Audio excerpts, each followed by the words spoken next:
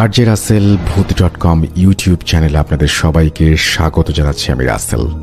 আশা করছি আপনারা সবাই ভালো আছেন এবং ভালোর দলে আছেন। আপনারা ভালোবাসেন বলেই প্রতি বৃহস্পতিবার রাত 11:59 আমরা ফিরে আসি এই ইউটিউব চ্যানেলটিতে।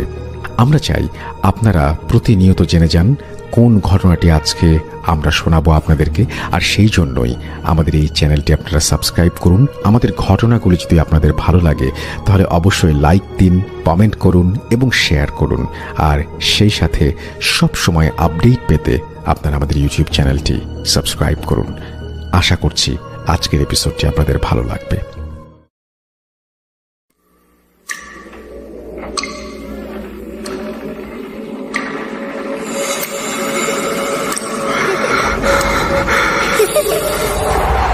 লুকোচুরি খেলবে? লুকোচুরি তুমি লুকাও, আমি ঠিকই তোমাকে খুঁজে পাবো।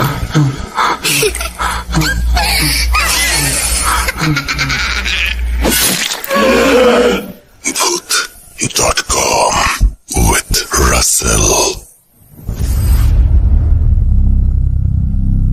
যেভাবে লেখা আছে আমি সেভাবেই শুরু করছি। প্রিয় রাসেল ভাই, জানি নিশ্চয়ই ভালো আছেন এবং নিরাপদে আছেন। আমি দীপ্ত, ভূত.com এর একজন অফিসিয়াল স্টোরি টেলার বলছিলাম সিলেট থেকে।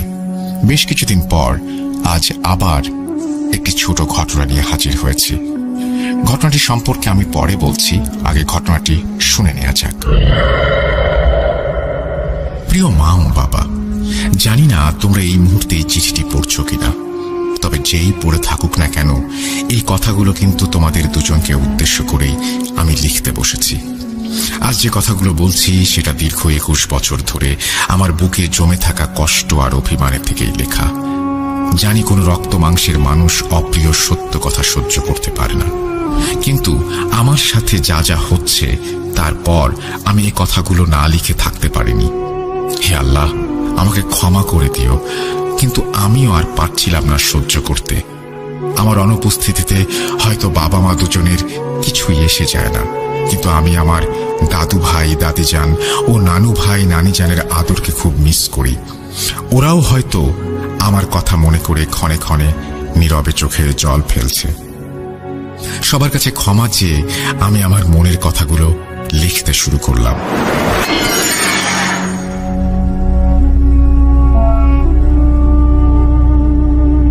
ছোটবেলা থেকে আমি প্রচন্ড অনাদর অবহেলায় বড় হয়েছি। কেন হয়েছি সেটাও আমার জানা নেই। দুজন মেয়ে জন্মানোর পর আমার মা বাবা আবার সন্তান নিয়েছিল বিয়ের 12 বছর পর, যদি এবার একটা ছেলে সন্তান হয় সেই আশায়। কিন্তু আমি মেয়ে হয়ে জন্ম নিয়ে তাদের আশা ভরসায় জল ঢেলে দিয়েছিলাম, আর তার প্রতিফলন আমি পদে পদে পেয়ে এসেছি। আমার ইচ্ছা অনিচ্ছার দাম কখনোই ছিল না ওদের কাছে। তীব্র শাসনের মধ্য দিয়ে 21টা বছর ধরে আমাকে দমিয়ে রাখার চেষ্টা করে গেছে। পান থেকে চুন খসলেই আমাকে দুজনেই অকথ্য ভাষায় গালাগালি করেছে, এমনকি আমার গায়ে হাত পর্যন্ত তুলেছে। ছোটবেলা থেকেই দেখেছি আমার দুই আপু আমাকে খুব ভালোবাসে, কিন্তু আমার মা কোনোদিন এসে একটিবার জিজ্ঞেস করেনি আমি কেমন আছি। হয়তো বড় হয়েছি, ওদের দুজনের অত্যাচারের পরিমাণ আরো বাড়তে শুরু করেছে। সবাই বলতো আমি নাকি খুব সুন্দর অভিনয় করতে পারি। আমার খুব ইচ্ছে ছিল নাট্যকলা নিয়ে উচ্চশিক্ষা নেয়ার, কিন্তু কিসের কি, ওদের কারণে আমার সব স্বপ্ন ধূলিসাৎ হয়ে গেল। ঢাকা বিশ্ববিদ্যালয়ের ঘ ইউনিটে পরীক্ষা দিয়েছিলাম, সিলেক্ট হয়েছিলাম। এরপর যখন আমাকে ব্যবহারিক পরীক্ষার জন্য ডাকা হলো তখনই দুজন বেঁকে বসলো। সেদিন আমার মা আমার গালে ঠাস করে যে চটটা মেরেছিল সেটার কথা আমি আজও ভুলতে পারিনি। আপুদের ভালো ভালো প্রতিষ্ঠানে পড়িয়েছে, তাহলে আমার বেলায় এত অবহেলা কি জন্য? শেষমেশ আমাকে বাধ্য করা হলো জাতীয় বিশ্ববিদ্যালয়ে রাষ্ট্রবিজ্ঞান নিয়ে পড়তে। যাই হোক, এই চাপিয়ে দেয়া সিদ্ধান্তকে আমি নিজের নিয়তি মনে করেই সেখানে পড়তে শুরু করেছিলাম। ভেবেছিলাম এবার হয়তো তাদের অত্যাচার থেকে রক্ষা পাবো। আমি তখন 3rd ইয়ারে পড়ছি।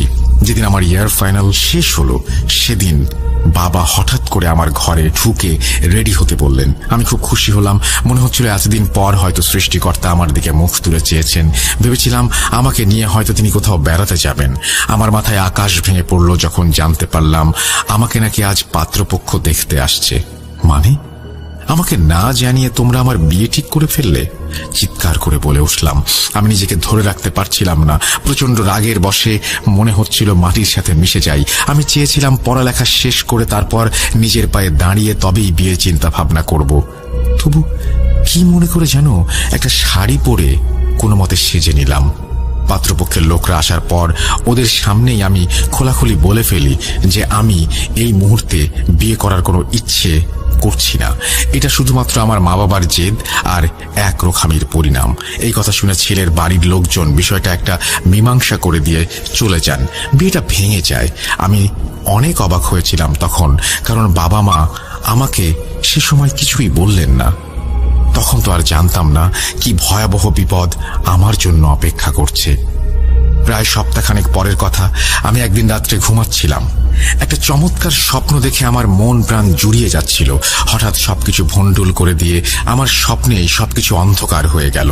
সবকিছু ছাপিয়ে ভেসে আসে আত্মা উড়িয়ে দেয়া এক খলখলে হাসি। সে হাসি শুনতে না শুনতেই ঘুম ভেঙে গেল। চোখ মেললাম, ঘুটঘুটে অন্ধকার। পুরো ঘরটা অস্বাভাবিক রকমের শীতল। মাথাটা যেন হ্যাং হয়ে আসছে। ষষ্ঠ ইন্দ্রিয় তীব্রভাবে আমাকে জানান দিচ্ছে অন্য কারো উপস্থিতি। ভয়ে আমার সারা শরীর শিউরে উঠল। শরীরে প্রচন্ড ঘাম ঝরছে। তন্দ্রা তখনও কাটেনি। এমন সময় মনে হলো ঘরের ভেতরে গমগমে স্বরে ফিস ফিস করে কেউ বলছে, কাজটা ঠিক করলি না, পচতাতে হবে তোকে। এখনো সময় আছে, ভেবে দেখ। চোখ মেলে দেখি খাঁ খাঁ রোদ। ঘড়ির দিকে তাকিয়ে দেখি দুপুর 12টা বেজে গেছে। কি আশ্চর্য যে আমি ছেলেবেলা থেকেই সকাল 7টার আগে ঘুম থেকে উঠে যাই, সেই আমি কিনা আজ দুপুর 12টায় উঠলাম। কাল রাতে যা যা হয়েছিল তা বেশ মনে পড়ছে। আবারও শরীরের রোম দাঁড়িয়ে গেল। মনে হলো যে হয়তো একদিনই দুঃস্বপ্ন দেখেছি, আর কিছু হবে না আমার। ভয়ের মাত্রা ক্রমশই বাড়তে লাগলো, কারণ আমি ভেবেছিলাম আমার সাথে এমন হবে না, কিন্তু আমি ভুল ছিলাম। এরপর প্রত্যেকটা রাতের বেলা একই স্বপ্ন, একই জিনিস স্বপ্নে এবং বাস্তবে আমার সাথে ঘটতে থাকলো। কথাগুলো হুবহু একই। কাউকে যে বলবো সেটাও সম্ভব না। তবুও সাহস করে একদিন 2 আপুকে ফোন করে বলে ফেললাম সবকিছু। দুজনেই পুরো বিষয়টাকে মনের ভুল ভেবে উড়িয়ে দিল। 2 দিন চলে গেল। গতকাল পরিষ্কার করতে গিয়ে আবিষ্কার করি আমার ঘরে ছোট রূপার তাবিজ। এটা আমার ঘরে কি করে এলো বুঝতে পারছিলাম না। সাহস করে মা বাবাকে দেখালাম। তাবিজটা দেখে দুজনেই বেশ বিচলিত হয়ে পড়লেন। আমি ভেবেছিলাম ওদের কোনো ভাবান্তর হবে, কিন্তু আমাকে অবাক করে দিয়ে ওরা আমাকে আশ্বাস দিয়ে বলল যে ওরা নাকি চেষ্টা করবে এই সমস্যার সমাধানের। কিন্তু মা বাবার কথায় কেন জানি না আমি ঠিক বিশ্বাস করতে পারছিলাম না, কারণ ওরা আমার জন্য কোনো কিছুই করেননি কোনোদিন। ভাবলাম যা করার আমাকেই করতে হবে। আমার বেস্ট ফ্রেন্ডকে জানানোর পর ও বলল একজন কবিরাজের কথা, যিনি এর আগে ওদের পরিবারের সমস্যার সমাধান করে দিয়েছিলেন। কলেজ যাবার নাম করে গেলাম একদিন সেই কবিরাজের কাছে। যাবার সময় তাবিজটি সাথে করে নিয়ে গেলাম। তিনি সবকিছু দেখে অনেক কিছু জিজ্ঞাসা করলেন। আমি তার কাছে সেই প্রথম সবকিছু খুলে বললাম। কবিরাজ চাচা আমার হাত থেকে তাবিজটা নিলেন। তাবিজটা মোম গলিয়ে তার ভেতর থেকে একটা কাগজ বের করলেন। কাগজটিতে ছোট ছোট করে কি সব লেখা, ঠিক বোঝা যাচ্ছিল না। কবিরাজ একটু কষ্ট করে সবটা পড়ে নিয়ে আমাকে যা বললেন তা শোনার জন্য আমি প্রস্তুত ছিলাম না। কবিরাজ চাচা বললেন, তোমার মা বাবা তোমার উপরে কালো জাদু প্রয়োগ করেছে। তুমি নিজের বিয়ে ভেঙে দেওয়ায় তারা তোমার উপর খুবই ক্ষিপ্ত, কারণ তোমার ওই বিয়ের বিনিময়ে তোমার মা বাবা পাত্রপক্ষ থেকে প্রচুর টাকা পয়সা ও সম্পত্তি পেতে যাচ্ছিল। কারণ নানান কারণে ছেলেটির বয়স পেরিয়ে গেছে, কিন্তু বিয়ে হচ্ছিল না। সেই বিয়ে ভেঙে যাওয়ায় তোমার মা বাবা তোমার উপর বদ জিন চালান করেছেন, যাতে তোমাকে এই পৃথিবীর মায়া ত্যাগ করতে হয়। কথা শুনে আমার পায়ের নিচ থেকে মাটি সরে গেল। ছোটবেলা থেকেই আমার জন্মদাতা মা বাবার 2 চোখের বিষ ছিলাম আমি, কিন্তু তাই বলে আমাকে মেরে ফেলার জন্য ওরা কালো জাদুর মতন ভয়ঙ্কর কিছু সাহায্য নেবেন সেটা আমি স্বপ্নেও ভাবতে পারিনি। 2 চোখ ক্রমশ ঝাপসা হয়ে আসছিল। একসময় চোখ বেয়ে গড়িয়ে পড়ল অশ্রু। 2 পায়ে ভর দিয়ে দাঁড়িয়ে থাকতে কষ্ট হচ্ছিল। সেখানেই হাঁটু ভেঙে বসে পড়লাম। আমার এই অবস্থা দেখে কবিরাজ বললেন, মা জননী দেখো, প্রতিটা সন্তানের কাছে তার মা বাবা হলো পৃথিবীর শ্রেষ্ঠ সম্পদ। সেই বাবা মাই যদি সন্তানের সাথে এমন করে, তাহলে সেই সন্তানের চেয়ে দুর্ভাগ্যবান পৃথিবীতে আর কেউ হয় না। এখনো সুযোগ আছে, বাড়ি যাও, তোমার মা বাবাকে বোঝাও, এখনো এই কালো জাদু কাটিয়ে নেওয়ার উপায় আছে। সাবধানে থেকো মা, তোমার ওপর কিন্তু অনেক বিপদ। কবিরাজের কাছ থেকে দোয়া শিখে নিয়ে বিদায় নিয়ে বাসায় চলে আসলাম। বাসায় এসে চাবি দিয়ে তালা খুলে ঘরে ঢুকে দেখি মা বাবা কেউ ভেতরে নেই। এটাই স্বাভাবিক, রাতে আর ফিরলেন না। ফোন করেছি, কিন্তু তখন ওদের ফোন সুইচ অফ, তাই তাদের সাথে আর কথাই হলো না। হাল ছেড়ে দিয়ে শেষমেশ খেয়ে দিয়ে শুয়ে পড়েছি। সেদিন রাতে আবার একই স্বপ্ন দেখার পর ঘুম ভেঙে উঠেছি। সাথে সাথে এতদিনের শোনা সেই গমগমে কণ্ঠ আজকে আমাকে ভয়ঙ্কর জোরে গর্জন করে চিৎকার করে বলতে লাগলো, নিজের সর্বনাশ নিজেই ডেকে আনলি, অপেক্ষা কর, তোর মৃত্যুর ক্ষণক্ষণই এসেছে। এই কথা শেষ না হতেই বুঝতে পারলাম অসম্ভব শক্তি দিয়ে একটা দানবীয় হাত আমার গলা চেপে ধরেছে। চিৎকার করতে চাইছিলাম, কিন্তু পারলাম না, দম বন্ধ হয়ে আসছে। মরেই যাব হয়তো আজ। মৃত্যুর সন্ধিক্ষণে এসে বাঁচার একটা শেষ চেষ্টাতেই হঠাৎ করে বিদ্যুতের ঝলকের মতো মাথায় খেলে গেল কবিরাজের দোয়ার কথা। মনে মনে সেই দোয়া পড়তে থাকি। মনে হলো গলার ওপর থেকে সেই চাপটা যেন এক ঝটকায় সরে যায়। এরপর আর কিছুই মনে ছিল না। চোখ মেরে দেখি ফজরের আজান দিচ্ছে। আমার ধীরে ধীরে সবকিছু মনে পড়ে। আমি মানসিকভাবে ভেঙে পড়ছি। সিদ্ধান্ত নিলাম, যা পাপ করার আমার মা বাবা তো করেই ফেলেছে, আমি তাদের সন্তান হয়ে তো সেই পাপকে আর বাড়াতে দিতে পারি না। তাই তাদের পাপকে লঘু করার জন্য আমি নিজের মাথায় এত বড় পাপের বোঝা বয়ে নিলাম। সবাই আমাকে ক্ষমা করে দিও। আমি ছেড়ে দিচ্ছি এই পৃথিবীর মায়া। আর হ্যাঁ, আর একটা কথা, এটা কিন্তু সম্পূর্ণ আমার সিদ্ধান্ত। আমার মৃত্যুর জন্য কেউ দায়ী নয়। সবাই ভালো থেকো। বিদায়।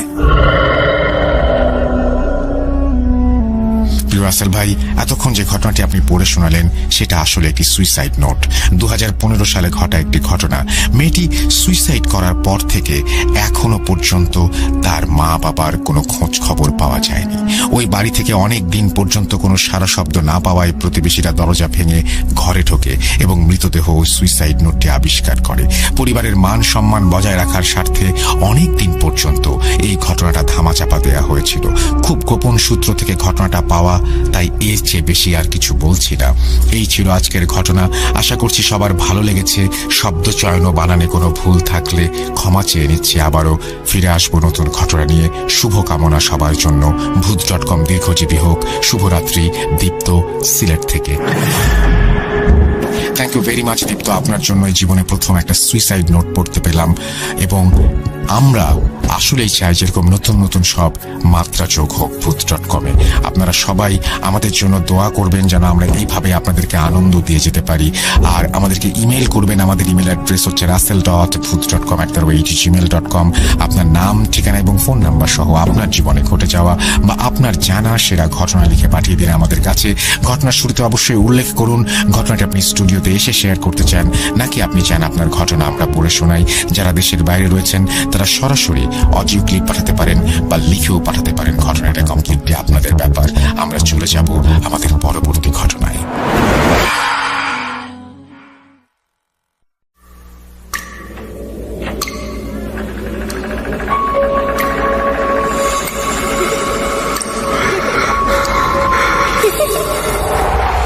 লুকোচুরি খেলে?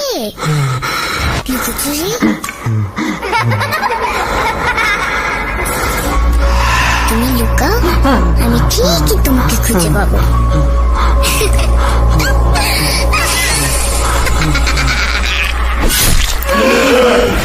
Voot.com with Russell.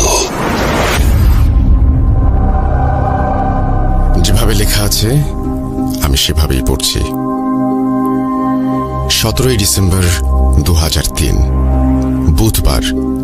সময়টা ঠিক সকাল 6:53। স্বাভাবিক আর 5টা দিনের মতো সেদিনও সকালে বাবার হাত ধরে রওনা দিয়েছিলাম মাদ্রাসার উদ্দেশ্যে, কিন্তু পৌঁছাতে পারিনি।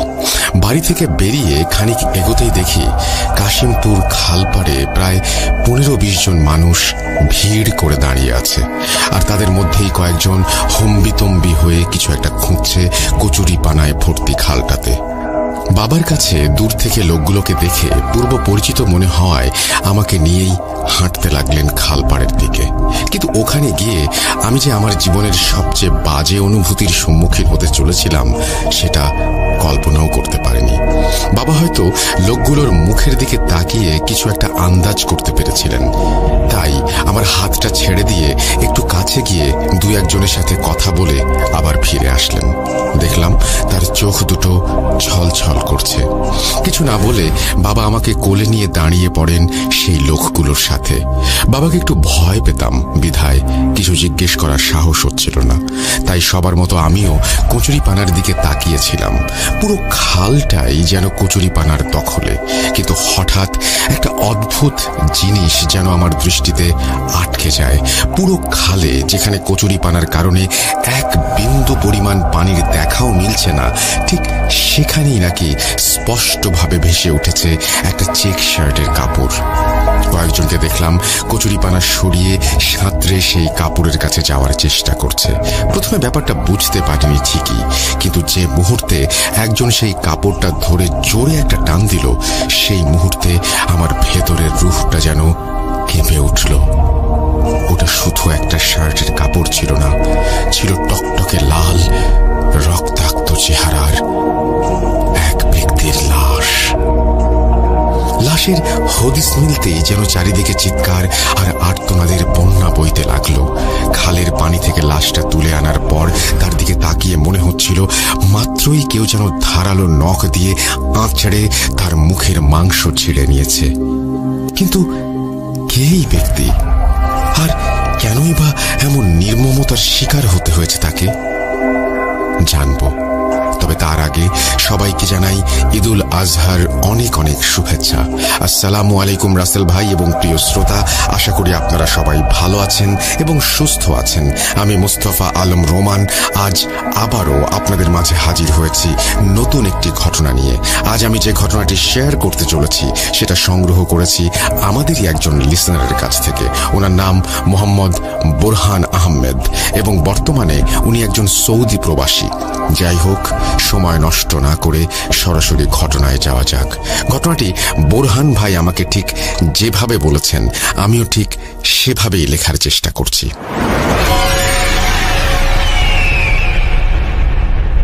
আসসালামু আলাইকুম, আমার নাম মোহাম্মদ বোরহান আহমেদ। আমি সৌদি প্রবাসী হলেও গত রোজার ঈদে 3 মাসের ছুটি নিয়ে দেশে ফিরেছি। কিছু ঘটনা হাতে থাকা সত্ত্বেও গত ঈদে কাজের ব্যস্ততা এবং সময় স্বল্পতার কারণে শেয়ার করার সুযোগ হয়ে ওঠেনি, তাই এবার ঈদ স্পেশাল এপিসোডে একটা ঘটনা শেয়ার করব বলে আগে থেকেই ভেবে রেখেছিলাম। আজ যে ঘটনাটি শেয়ার করব তার কিছু অংশের প্রত্যক্ষদর্শী আমি নিজেই। ঘটনাটি ঘটে আমারই পরিচিত একজন বড় ভাইয়ের সাথে। ওনার নাম মেহেদি হাসান তানভীর এবং উনি পেশায় একজন পুলিশ অফিসার। তানভীর ভাই এবং আমার গ্রামের বাড়ি একই এলাকায়, অর্থাৎ কুমিল্লা জেলার মুরাদনগর থানার পাহাড়পুর ইউনিয়নে 5 পুকুরিয়া গ্রামে। ছেলেবেলায় আমরা একসাথে গ্রামের মাঠে খেলাধুলা করেছি, আড্ডাবাজি আর ঘোরাঘুরিও করেছি।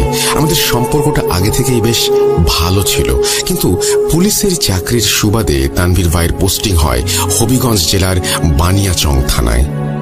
সময়টা তখন হয়তো 2001 কিংবা 2002। কাজের সূত্রে শহরের বাইরে যাবার কারণে তখন থেকেই তানভীর ভাইয়ের সাথে আমার যোগাযোগটা কমে যায়।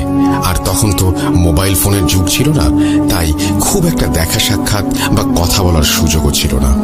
যাই হোক, এরপর থেকে শুধু ঈদের ছুটিতে বা কারো বিয়ের অনুষ্ঠানেই ভাইয়ের সাথে দেখা হতো। এভাবেই প্রায় 1-1.5 বছর কেটে যায়। ভাইয়ের সাথেও সেভাবে আর দেখা সাক্ষাৎ হয় না।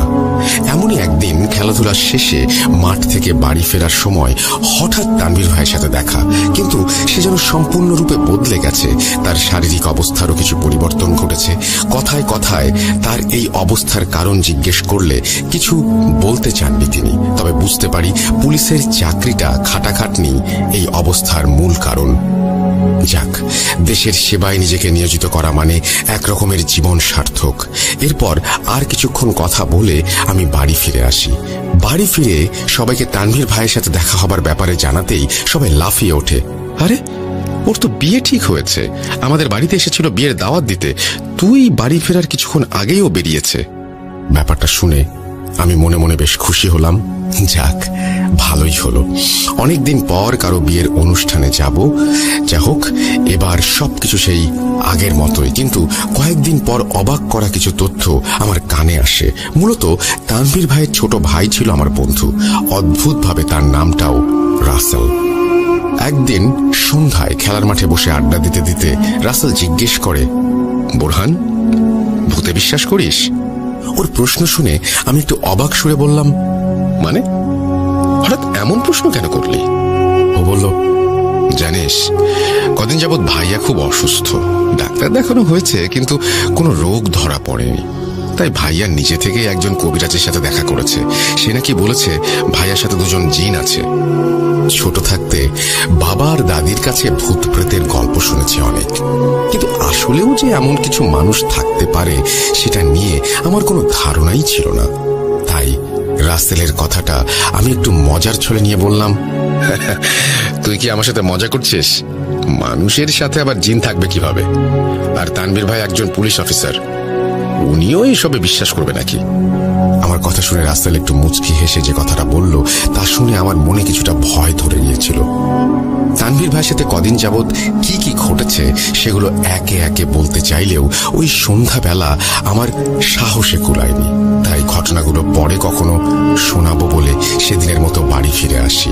কিন্তু এর দুদিন পরেই আমার জীবনে ঘটে যায় এক হৃদয় বিদারক ঘটনা। আমার ঘটনাটি এখন বলবো না, তানভীর ভাইয়ের ঘটনার শেষে ওটা উল্লেখ করার চেষ্টা করব। তবে আমার জীবনে ঘটে যাওয়া সেই ঘটনার পর থেকে প্রায় অনেক দিন যাবৎ আর কারো সাথে সেভাবে যোগাযোগ ছিল না। সত্যি বলতে ভয়ে আমি বাড়ি থেকে বেরোতে পারতাম না। আমি সুস্থ হওয়ার পর একদিন বাড়ি থেকে বেরিয়ে দেখা করতে যাই রাসেলের সাথে। সেদিন ওর সাথে অনেক কথা হয় আমার। আর তানভীর ভাইয়ের জীবনে ঘটে যাওয়া ঘটনাগুলোও সেদিন আমার সাথে শেয়ার করে রাসেল। ঘটনার প্রতিটি অংশে যেন আমার শরীর শিউরে উঠতে বাধ্য হচ্ছিল। ঘটনাগুলো তানভীর ভাই রাসেলকে বলেছিল আর রাসেল আমাকে। তবুও আমি তানভীর ভাইয়ের ভাষায় ঘটনাগুলো উল্লেখ করার চেষ্টা করছি। সময়টা 2002 সালের শেষের দিকে। সবেমাত্র সরকারি পরীক্ষায় উত্তীর্ণ হয়ে পুলিশে জয়েন করেছি। প্রথম দিকে খুব একটা প্রেশার না থাকলেও কিছুদিনের মাঝেই আমাকে ট্রেনিং এর জন্য খুলনায় পাঠিয়ে দেওয়া হয়। 6 মাসের সুদীর্ঘ আর স্মরণীয় এক সময়। 6 মাসে যেমন কষ্ট করেছি তেমন এনজয় করেছি। কিন্তু আমার চাকরির জীবনের শুরু 2003 সালের মার্চ মাস থেকে। প্রথম পোস্টিং হয়েছিল বানিয়াচং থানায়। সে যেন এক নতুন অভিজ্ঞতা। তবে সেই মিষ্টি অভিজ্ঞতাগুলোই আস্তে আস্তে তিক্ত হতে শুরু করে আমার জীবনে। পুলিশে জয়েন করার ইচ্ছে আগে থেকেই ছিল ঠিকই, কিন্তু রোজ রোজ চোখের সামনে নির্মমতার শিকার হওয়া বিভৎস লাশ আর বিভিন্ন অরাজকতার পাহাড় দেখতে দেখতে মনটা বিষিয়ে উঠেছিল। আমি যেন এসব কিছু আর সহ্য করতে পারছিলাম না। দম বন্ধ হয়ে আসছিল আমার। শুরুর দিকেই মানসিকভাবে বিপর্যস্ত হয়ে পড়েছিলাম বলে কৌশলে 2 সপ্তাহের ছুটি নিয়ে বাড়ি ফিরে আসি। বেশ ভালোই কাটছিল দিনকাল, কিন্তু ছুটি শেষ হতেই আমার মনের ভেতর কেমন যেন করতে শুরু করলো। যেতে ইচ্ছে করছিল না একদমই, কিন্তু কি আর করার, সরকারি চাকরি, দেশের সেবায় যখন নিয়োজিত হয়েছি তখন যেতে তো হবেই। তাই আর 7-5 না ভেবে আবারও জয়েন করি। ফিরে আসার পর মাঝে 2-1 মাস বেশ ভালোই কাটছিল, কিন্তু হঠাৎই একদিন আমার থানায় একটা সুইসাইড কেস ফাইল করা হয়। সময়টা তখন হয়তো রাত 8:30। আমাদেরই একজন লোক এসে খবর দিয়ে যায় বানিয়াচংয়ের জুলসুখা গ্রামে একটা মেয়ে গলায় দড়ি দিয়ে আত্মহত্যা করেছে। তাই আমরাও দেরি না করে 2জন কনস্টেবল আর ড্রাইভারকে সাথে নিয়ে বেরিয়ে পড়ি জুলসুখা গ্রামের দিকে। কিন্তু সেই রাতে কেন যেন প্রকৃতি বারবার আমাদের বাধা দিচ্ছিল ওই গ্রামে যেতে। জ্যৈষ্ঠ মাস, চৈত্রের বদলে অনেকেরই নাকি বাংলা এই মাসকে মধুমাস নামে চালিয়ে দেন। সেই রাতে কথাটা যেন আবারও ভুল প্রমাণিত হলো। চারিদিকে অঝোর বর্ষণ আর বজ্রপাত বিচলিত গ্রামের প্রতিটি মানুষ। আমরাই বা কম কি, হাজার হোক পুলিশ বলে কথা, এমন দুর্যোগ ঠেলে সাধারণ মানুষের পাশে দাঁড়ানোর দায়িত্বটাই তো হাতে নিয়েছি আমরা। কিন্তু কেন যেন সেদিন দায়িত্ব পালনে বারবার বাধার সম্মুখীন হতে হচ্ছিল আমাদের। আমরা যে জিপ নিয়ে রওনা দিয়েছিলাম তা রাস্তার মাঝে একবার নষ্ট হয়েছে, একবার বৃষ্টি আর বজ্রপাতের কারণে থামতে হয়েছে, আর একবার কাদা মাটিতে আটকে অনেকটা সময় নষ্ট করে ফেলেছি। কিন্তু শেষমেশ অনেক কষ্টে আমরা জুলসোখা গ্রামে পৌঁছতে সক্ষম হই। আশ্চর্যের বিষয় হলো, জুলসোখা গ্রামে পৌঁছানোর সাথে সাথেই মুষলধারে চলতে থাকা বৃষ্টি আর বজ্রপাত আকস্মিকভাবে থেমে যায়। বিষয়টা বলতে গেলে তখন কেউ সেভাবে আমলে নেয়নি, কারণ এদিকে আরেকটা সমস্যা দেখা দিয়েছে। গ্রামের নামটা জানলেও মূল বাড়ির ঠিকানাটা আমাদের জানা ছিল না, আর বৃষ্টির কারণে আশেপাশে কোনো মানুষও নেই যাকে ডেকে জিজ্ঞেস করব ঠিকানাটা। তবুও আমরা জিপ নিয়ে আস্তে আস্তে সামনের দিকে এগোতে থাকি, আর খানিক এগোতেই লক্ষ্য করি সামনে পুকুর পাড়ে একটি মেয়ে দাঁড়িয়ে আছে। আমরা এগিয়ে গিয়ে সরাসরি তাকে জিজ্ঞেস করি, আচ্ছা, তোমাদের গ্রামে আজ সন্ধ্যায় নাকি একজন আত্মহত্যা করেছে, তুমি কি এই ব্যাপারে কিছু জানো? আসলে আমরা সেই বাড়ির ঠিকানাই খুঁজছি, বাড়িটা চেনো তুমি? আমাদের দেখে আর এমন প্রশ্ন শুনে মেয়েটা বোধহয় একটু ঘাবড়ে গিয়েছিল, কিন্তু পরক্ষণেই দেখলাম সে বেশ সাবলীল ভাবে আমাদের বাড়ির রাস্তাটি দেখিয়ে দিল। সময়টা 9:48। মৃতের বাড়িতে ঢুকতেই একজনের কাছ থেকে জানতে পারি এটা একটা হিন্দু বাড়ি। বাড়িতে প্রচুর মানুষ, আর চারিদিকে পরিবারের লোকজন, বেদনার আত্মচিৎকার। আমরা আর কারো সাথে কথা না বলে সরাসরি ওই রুমে ঢুকে পড়ি যেখানে মেয়েটি গলায় দড়ি দিয়ে আত্মহত্যা করেছে। কিন্তু সেই রুমে ঢুকতেই আমাদের 4 জনের মাথায় যেন একসাথে বাজ পড়ল। আরে, এটা কিভাবে সম্ভব যে মেয়েটা আমাদের রাস্তা চিনিয়ে বাড়ি পর্যন্ত পৌঁছে দিল, তার লাশ এখানে ঝুলছে? এই দৃশ্য আমাদের 4 জনকেই কিছু সময়ের জন্য বাকরুদ্ধ করে দিয়েছিল। আমরা বারবার একে অপরের মুখের দিকে তাকাচ্ছিলাম আর ভাবছিলাম, আমরা কি আদৌ ঠিক দেখেছি? কারণ যে মেয়েটা আমাদের এই বাড়ির ঠিকানা দিয়েছে সে যদি সত্যিই অন্য কেউ হতো, তাহলে হয়তো আমাদের মাঝেই কারো ভুল দেখা বা ভুল ধরে নিতাম। কিন্তু আমরা 4 জনই একসাথে দেখেছি, আর এখন আমাদের সামনেই তার লাশটা ঝুলছে। কিছুক্ষণ চুপ করে দাঁড়িয়ে থাকার পর আমরা মেয়ের ভাইকে ডেকে নিয়ে জিজ্ঞেস করি যে তার আর কোনো বোন আছে কিনা, কিন্তু তার উত্তরটা না বোধক হওয়ায় আমরা আর দেরি না করে নিজেদের কাজ শুরু করে দেই। সিলিংয়ে মোটা দড়ি পেঁচিয়ে গলায় ফাঁস দিয়ে ঝুলে আছে সেই মেয়েটি। জিহ্বার পুরোটাই বেরিয়ে এসেছে মুখ থেকে, আর চোখ দুটো প্রায় বেরিয়ে যাবে বলে মনে হচ্ছে। সে এক বিভৎস দৃশ্য। আমরা একটা দায়ের সাহায্যে সিলিংয়ের সাথে ঝুলতে থাকা দড়িটা কেটে লাশটার নিচে নামাই। দড়িটা বেশ মোটা আর পরিষ্কার ছিল। সত্যি বলতে এরকম দড়ি আমি আগে কখনো দেখিনি। গলা থেকে দড়ির প্যাঁচ খুলতেই দেখি বেশ মোটা দাগ বসে আছে। মেয়ের ভাই জিহ্বার বারবার মুখের ভেতরে ঢুকিয়ে দেওয়ার চেষ্টা করলেও সেটা সম্ভব হচ্ছিল না। আমার জীবনে ওটাই প্রথম সুইসাইড কেস, তাই কিছুটা নার্ভাস ছিলাম, আর বারবার সিনিয়র অফিসারের সাথে যোগাযোগ করছিলাম। ওখানে সব কাজ মিটিয়ে লাশ পোস্টমর্টমের জন্য নিয়ে যাওয়ার সময় মৃতের বাবা আমাকে ডেকে বলেন তিনি কোনো কেস ফাইল করতে চান না, কিন্তু আমাদের ক্ষেত্রে তো এটা সম্ভব নয়। কেস যখন আমাদের কাছে এসেছে তখন তো পোস্টমর্টম করতেই হবে, আর আসল দোষীও খুঁজে বের করতে হবে। তাই তার অনুরোধটি সেদিন রাখতে পারিনি। মেয়ের লাশ একটা চাদরে মুড়ে জিপে তোলা হয়, আর আমাদের 4 জনের সাথে মেয়ের ভাই মর্গে যেতে রাজি হয়।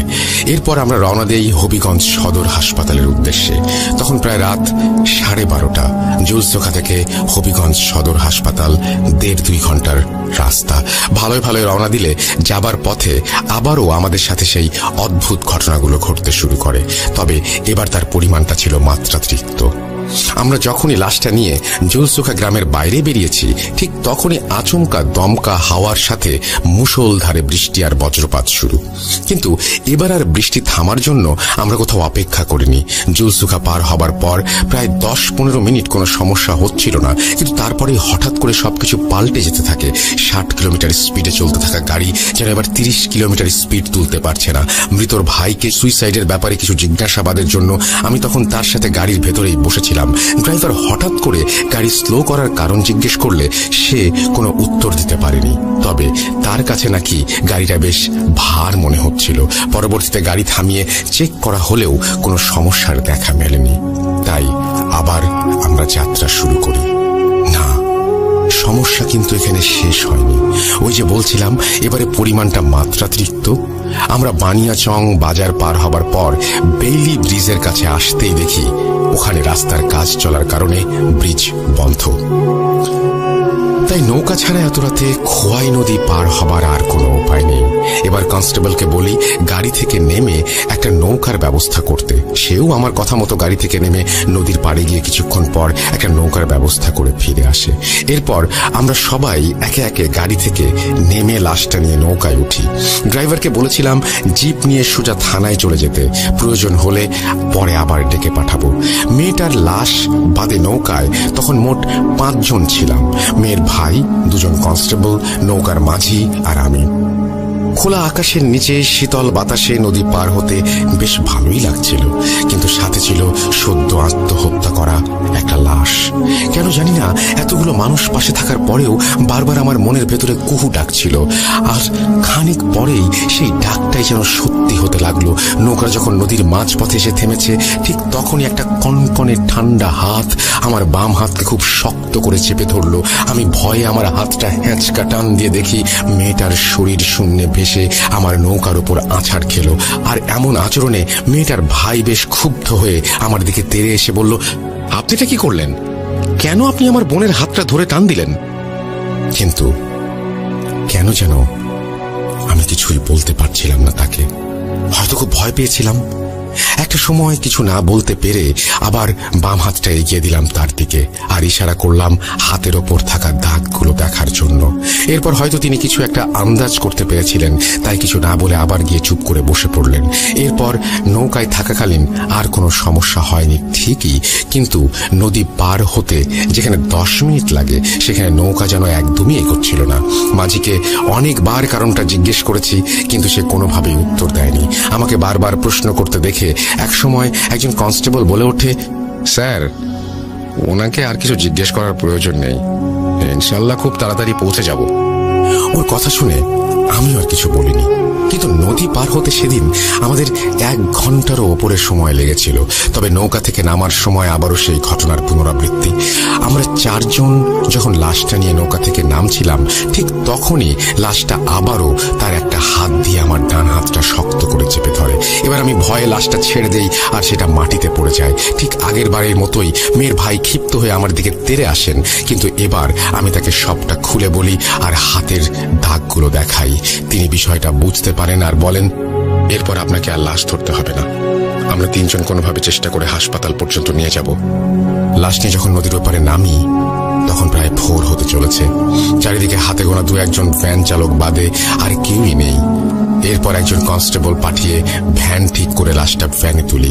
বেলি ব্রিজ থেকে সদর হাসপাতাল পর্যন্ত 8 ঘন্টার রাস্তা। ভ্যানে চড়ে দোয়া পড়তে পড়তে বেশ ভালোভাবে এগিয়ে যাচ্ছিলাম। তবে এবার নতুন এক সমস্যা দেখা দেয়। লাশটা যে চাদরে মোড়ানো ছিল, সেই চাদরটা হঠাৎ করে লাশের মুখের ওপর থেকে সরে যায়। আমি 2-1 বার ঠিক করে দিলেও বারবার ওটা সরে যাচ্ছিল। ঠিক তখন রাস্তায় একদমই বাতাস ছিল না, তাই ভ্যান থামিয়ে কনস্টেবলকে সামনে থেকে উঠে পেছনে এসে বসতে বলি আর আমি সামনে চলে যাই। ঠিক সেই মুহূর্তে খুব অস্বস্তি হচ্ছিল আমার, আর অস্থিরতায় ছটফট করছিলাম আমি। আমাকে এমন ছটফট করতে দেখে মেয়ের ভাই কারণ জিজ্ঞেস করেন। আমি ব্যাপারটা খুলে বলি তাকে। তিনি মাথা নিচু করে সবটা শুনে বলেন, এরপর কিছু হলে আমি দায়িত্ব নিয়ে দেখব। এদিকে এমন পরিস্থিতিতে বাকি 2 কনস্টেবলের অবস্থাও ঠিক আমার মতোই। যা হোক, অনেক কষ্টে শেষমেশ আমরা হাসপাতাল পর্যন্ত পৌঁছাই, আর ওখানে নেমেই আমি সরাসরি ডাক্তারের সাথে কথা বলে লাশটা মর্গে পাঠিয়ে দেওয়ার ব্যবস্থা করি। আমার কথা মতো ডাক্তার তাদের ফর্মালিটিস শেষ করে ডোমকে দিয়ে লাশ মর্গে পাঠিয়ে দেন। লাশ মর্গে নিয়ে যাওয়ার পর আমি আমার সিনিয়র অফিসারের সাথে যোগাযোগ করে নানা বাহানা দিয়ে ওখান থেকে থানায় ফিরে আসতে চাই, কিন্তু তিনি কোনোভাবেই রাজি না হয়ে কেসের সব দায়িত্ব আমার উপর দিয়ে দেন। এরপর আমি যেন আর কিছু সহ্য করতে পারছিলাম না। জীবনে প্রথমবার এমন অদ্ভুত কিছুর সম্মুখীন হয়েছি, তাই এত বড় ধাক্কা আমার পক্ষে সামাল দেয়া খুবই কষ্টকর হয়ে পড়েছিল। যাই হোক, তারপরেও আমি হাসপাতাল থেকে যাই আর সব কাজ শেষে লাশ নিয়ে ফেরার প্রস্তুতি শুরু করি। পরদিন বিকাল 5:30 ডাক্তার সব পরীক্ষা নিরীক্ষা শেষ করে আমাদের হাতে লাশ হস্তান্তর করে বলেন রিপোর্ট পেতে 48 ঘন্টা সময় প্রয়োজন। তাই আমরাও লাশ নিয়ে মৃতের বাড়ির উদ্দেশ্যে রওনা দেই। ভেবেছিলাম গতকাল রাতে যা ঘটেছে তাই এই দিনের বেলা হয়তো ভোগাবে না, কিন্তু বেইলি ব্রিজ পার হয়ে নৌকা থেকে নেমে যেই না জিপে উঠেছি, ঠিক তখনই আচমকা চারিদিক অন্ধকার হয়ে ঝড় শুরু হয়ে গেল। আমরা কিছু দূর এগোতেই ঝড়ের সাথে মুষলধারে বৃষ্টি আর বজ্রপাত। এর মধ্যে হঠাৎ করে মাঝ রাস্তায় আমাদের গাড়িটাও বন্ধ হয়ে যায়, যার আর কিছুক্ষণ পরেই মেয়েটার ভাই প্রচন্ড উত্তেজিত হয়ে চিৎকার চেঁচামেচি শুরু করেন। আমি জিপের সামনে থেকে ওনাকে ডেকে এমন উত্তেজিত হবার কারণ জিজ্ঞেস করলে উনি যা বলেন তা অমন দিনের বেলাতেও যে কারো হাড় হিম করে দেবে। মাত্রই নাকি তিনি তার বোনকে একদম আমাদের গাড়ির গা ঘেঁষে দাঁড়িয়ে থাকতে দেখেছেন, আর এটা নাকি একবার নয় কয়েকবার দেখেছেন উনি। ওনার কথা শুনে আমরা কেউ সেই রাস্তায় দাঁড়ানোর সাহস পাইনি, তাই ওনাকে বাইরে তাকাতে মানা করে আমরা কোনো রকম দোয়া দুরুদ পড়তে পড়তে আবার এগোতে শুরু করি। মাঝে আর কোনো সমস্যা হয়নি, তবে জুলসুখা পৌঁছাতে ঝড় বৃষ্টি থেমে যায় এবং হঠাৎ করে চারিদিক 10-15টা কুকুর খুব চিল্লাচিল্লি করতে করতে আমাদের পিছু নেয়। ওই একদিনের ঘটনা বলতে এটুকুই ছিল। এরপর সবাই থানায় ফিরে আসি আর ওখান থেকে পুলিশ কোয়ার্টারে। ভেবেছিলাম সব সমস্যা হয়তো এখানেই শেষ, তবে 48 ঘন্টা পর আমার জন্য আরো মারাত্মক কিছু অপেক্ষা করতে পারে তা কখনো কল্পনাও করিনি। যথারীতি মাঝের 2 দিন বেশ ভালোভাবে কাটলেও তৃতীয় দিন দুপুরে একজন সিনিয়র অফিসারের ফোন কলে আমার মাথায় যেন আকাশ ভেঙে পড়ে। আমি ব্যক্তিগত কাজে অন্য একটি এলাকায় গিয়েছিলাম। তিনি ফোন করে সরাসরি আমাকে থানায় উপস্থিত হতে বলেন। কারণ জিজ্ঞেস করলে বলেন, ঝুমা বণিকের পোস্টমর্টম রিপোর্টে তোমার ডিএনএ পাওয়া গিয়েছে। ঝুমা বণিক মানে সেই মেয়েটা যার সুইসাইড কেস আমি হ্যান্ডেল করেছিলাম। এটা শুনে সব কাজ ফেলে দৌড়ে থানার উদ্দেশ্যে রওনা দেই। আমার তখনও খেয়াল হয়নি বা মাথায় আসেনি পোস্টমর্টমে কেন আমার ডিএনএ ডিটেক্ট হয়েছে। থানায় পৌঁছানোর পর দেখি সেই মেয়েটির ভাই আর সাথে 2জন লোক বসে আছেন আমার সাথে কথা বলার জন্য। এরপর আমি আমার সিনিয়র অফিসারের সাথে দেখা করলে জানতে পারি মেয়েটার ভাই তাকে জানিয়েছে যে লাশ নিয়ে যাওয়ার সময় 2বার ঝুমা আমার হাত চেপে ধরেছিল, তাই হাতের নখের ভেতর থেকে ডিএনএ আইডেন্টিফাই করেছে ডাক্তাররা। যদিও প্রথম দিকে ব্যাপারটা কেউ বিশ্বাস করতে চায়নি, কিন্তু পরবর্তীতে বাকি 2 কনস্টেবল আমার পক্ষ নিয়ে কথা বললে সবাই বুঝতে পারেন। যেহেতু আমার মেয়ের পরিবার থেকে বারবার কেসটি ক্লোজ করে দিতে বলা হচ্ছিল, সেহেতু আমার সিনিয়র অফিসাররা নিজেদের মধ্যে আলোচনার ভিত্তিতে কেসটা ক্লোজ করে দেন। কিন্তু আমার কাজ তখনও শেষ হয়নি। কয়েকটা সিগনেচার আর বেশ কিছু কাজে সেদিন আমাকে আবার হবিগঞ্জ সদর হাসপাতালে যেতে হয়েছিল। কাজ শেষে ওখান থেকে বেরোতেই দেখি একজন মধ্যবয়স্ক লোক দূর থেকে হাতে ইশারা করে আমাকে ডাকছেন। এগিয়ে যেতেই উনি বলতে শুরু করেন, আসসালামু আলাইকুম স্যার, আমাদের চিনছেন? আমি এই হাসপাতালের ডোম। ওই যে সেদিন আত্মহত্যা করা মেয়েটা, আপনারা লাশ নিয়ে আসছিলেন না, ওইটার অটোপসি আমি করেছিলাম। কাজ শেষে ওই দিন আমি আপনাদের অনেক খুঁজছি, কিন্তু পাই নাই। আজকে আপনি যদি একটু সময় দেন তাহলে 2টা কথা বলতাম। প্রথমে ওনার কথা শুনে ভেবেছিলাম সেদিনের কাজের জন্য কোনো বকশিস চাইবে। আসলে এসব কাজের আগে ডোমরা মাঝে মধ্যে নেশা ভাঙ করে থাকে, তাই হয়তো। যা হোক, ওসব ভাবনা বাদ দিয়ে আমি তাকে অনুমতি দিলে সে আমাকে কিছু কথা বলে, যেগুলো শুনে আমার একার পক্ষে থানায় ফিরে যাওয়াটা বেশ কষ্টসাধ্য মনে হচ্ছিল। কথাগুলো এমন ছিল যে, স্যার, আমি প্রায় 13 বছর যাবৎ এই কাজের সাথে যুক্ত। আমার জীবনে আমি বহু লাশ কাটছি। যদি আন্দাজ করি তাইলে প্রায় 250 মতো হবে। কিন্তু এই 250 লাশ কাটতে গিয়েও আমি আমার জীবনে এতটা নার্ভাস হই নাই যতটা ওই মেয়ের লাশ কাটতে গিয়ে হয়েছিলাম। ওই দিন কাজ শুরুর আগ মুহূর্ত থেকেই কেন জানি না আমার শরীরটা প্রচন্ড খারাপ করতেছিল, আর বারবার মনে হচ্ছিল কর্কশ মহিলা কণ্ঠে কেউ আমারে বলতেছে, খবরদার এই লাশের একটা অঙ্গ প্রত্যঙ্গও যদি বাইরে থেকে যায় তাহলে তোকে বাঁচানোর মতো এই পৃথিবীতে কেউ থাকবে না, এই শরীর শুধু আমাদের। এই কথাটা আমি বেশ স্পষ্টভাবে শুনেছি,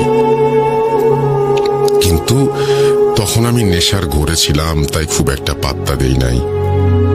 সবচেয়ে অদ্ভুত বিষয় হইল, যখন সব পরীক্ষা নিরীক্ষা শেষে ডাক্তার চইলা যান, তখন আমি লাশ সেলাই করার সময় অনুভব করতেছিলাম বারবার কেউ আমারে মনে করায় দিতেছে, তুই এটা ভুলে গেছিস, তুই ওটা ভুলে গেছিস। কিন্তু আমার কাছে মনে হইতেছিল এবারে কণ্ঠস্বরটা অন্যরকম, আর একজন মহিলার। ওই মুহূর্তে আমি খুব ভয় পাইতে শুরু করি, তাই তাড়াতাড়ি কাজ শেষে খাতায় সিগনেচার করে বাড়ির পথে রওনা দিয়েছিলাম। কিন্তু বিপদ যেন আমার পিছুই ছাড়ে না। বাড়ি যাবার পথে প্রায় 3-4 বার মনে হয়েছে কেউ আমার পিছে পিছে আসতেছে।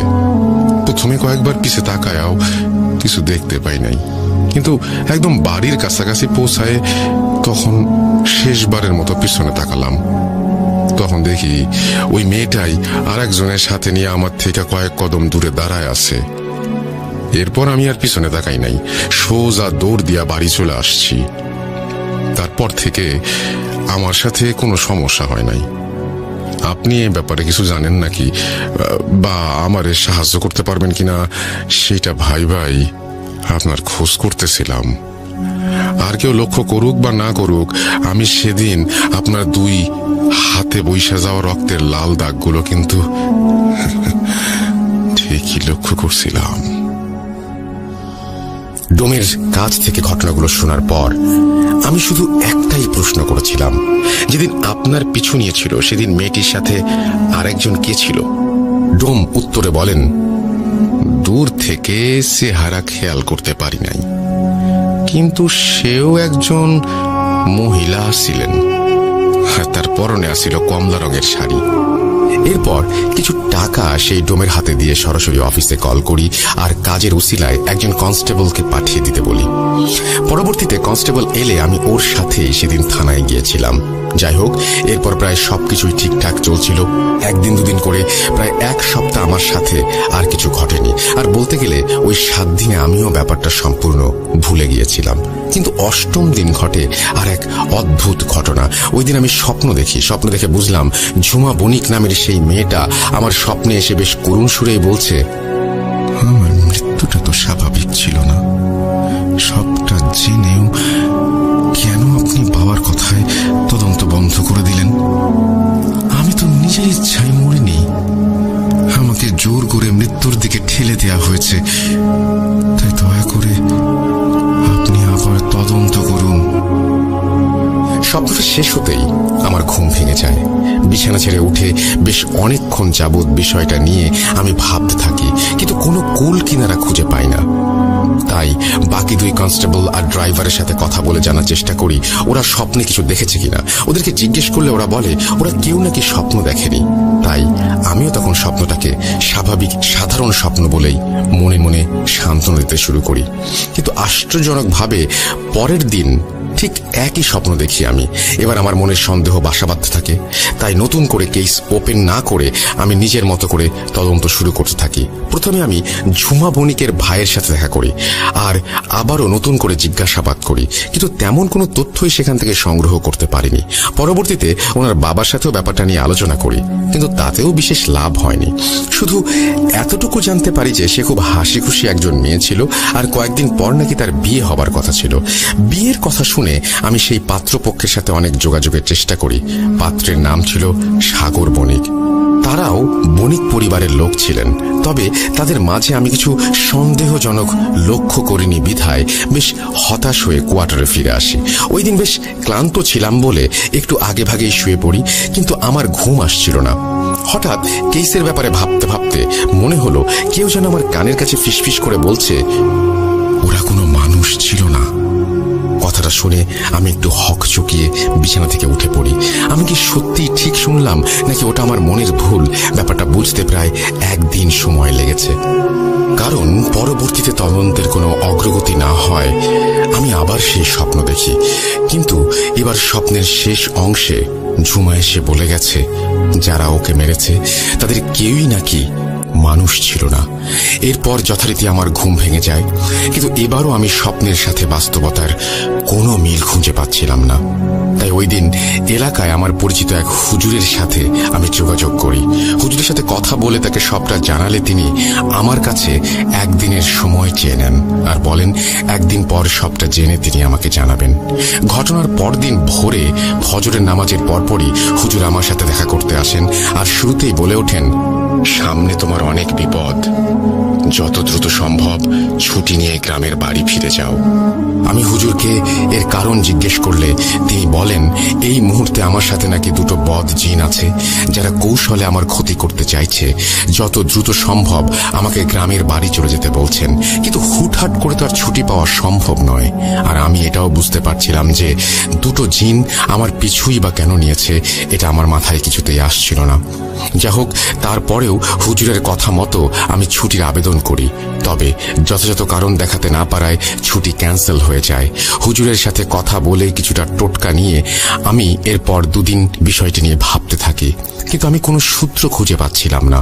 কারণ আমার সাথে যদি কোনো বদজিন থাকে তাহলে তাদের কোনো আভাস আমি কেন পাচ্ছি না?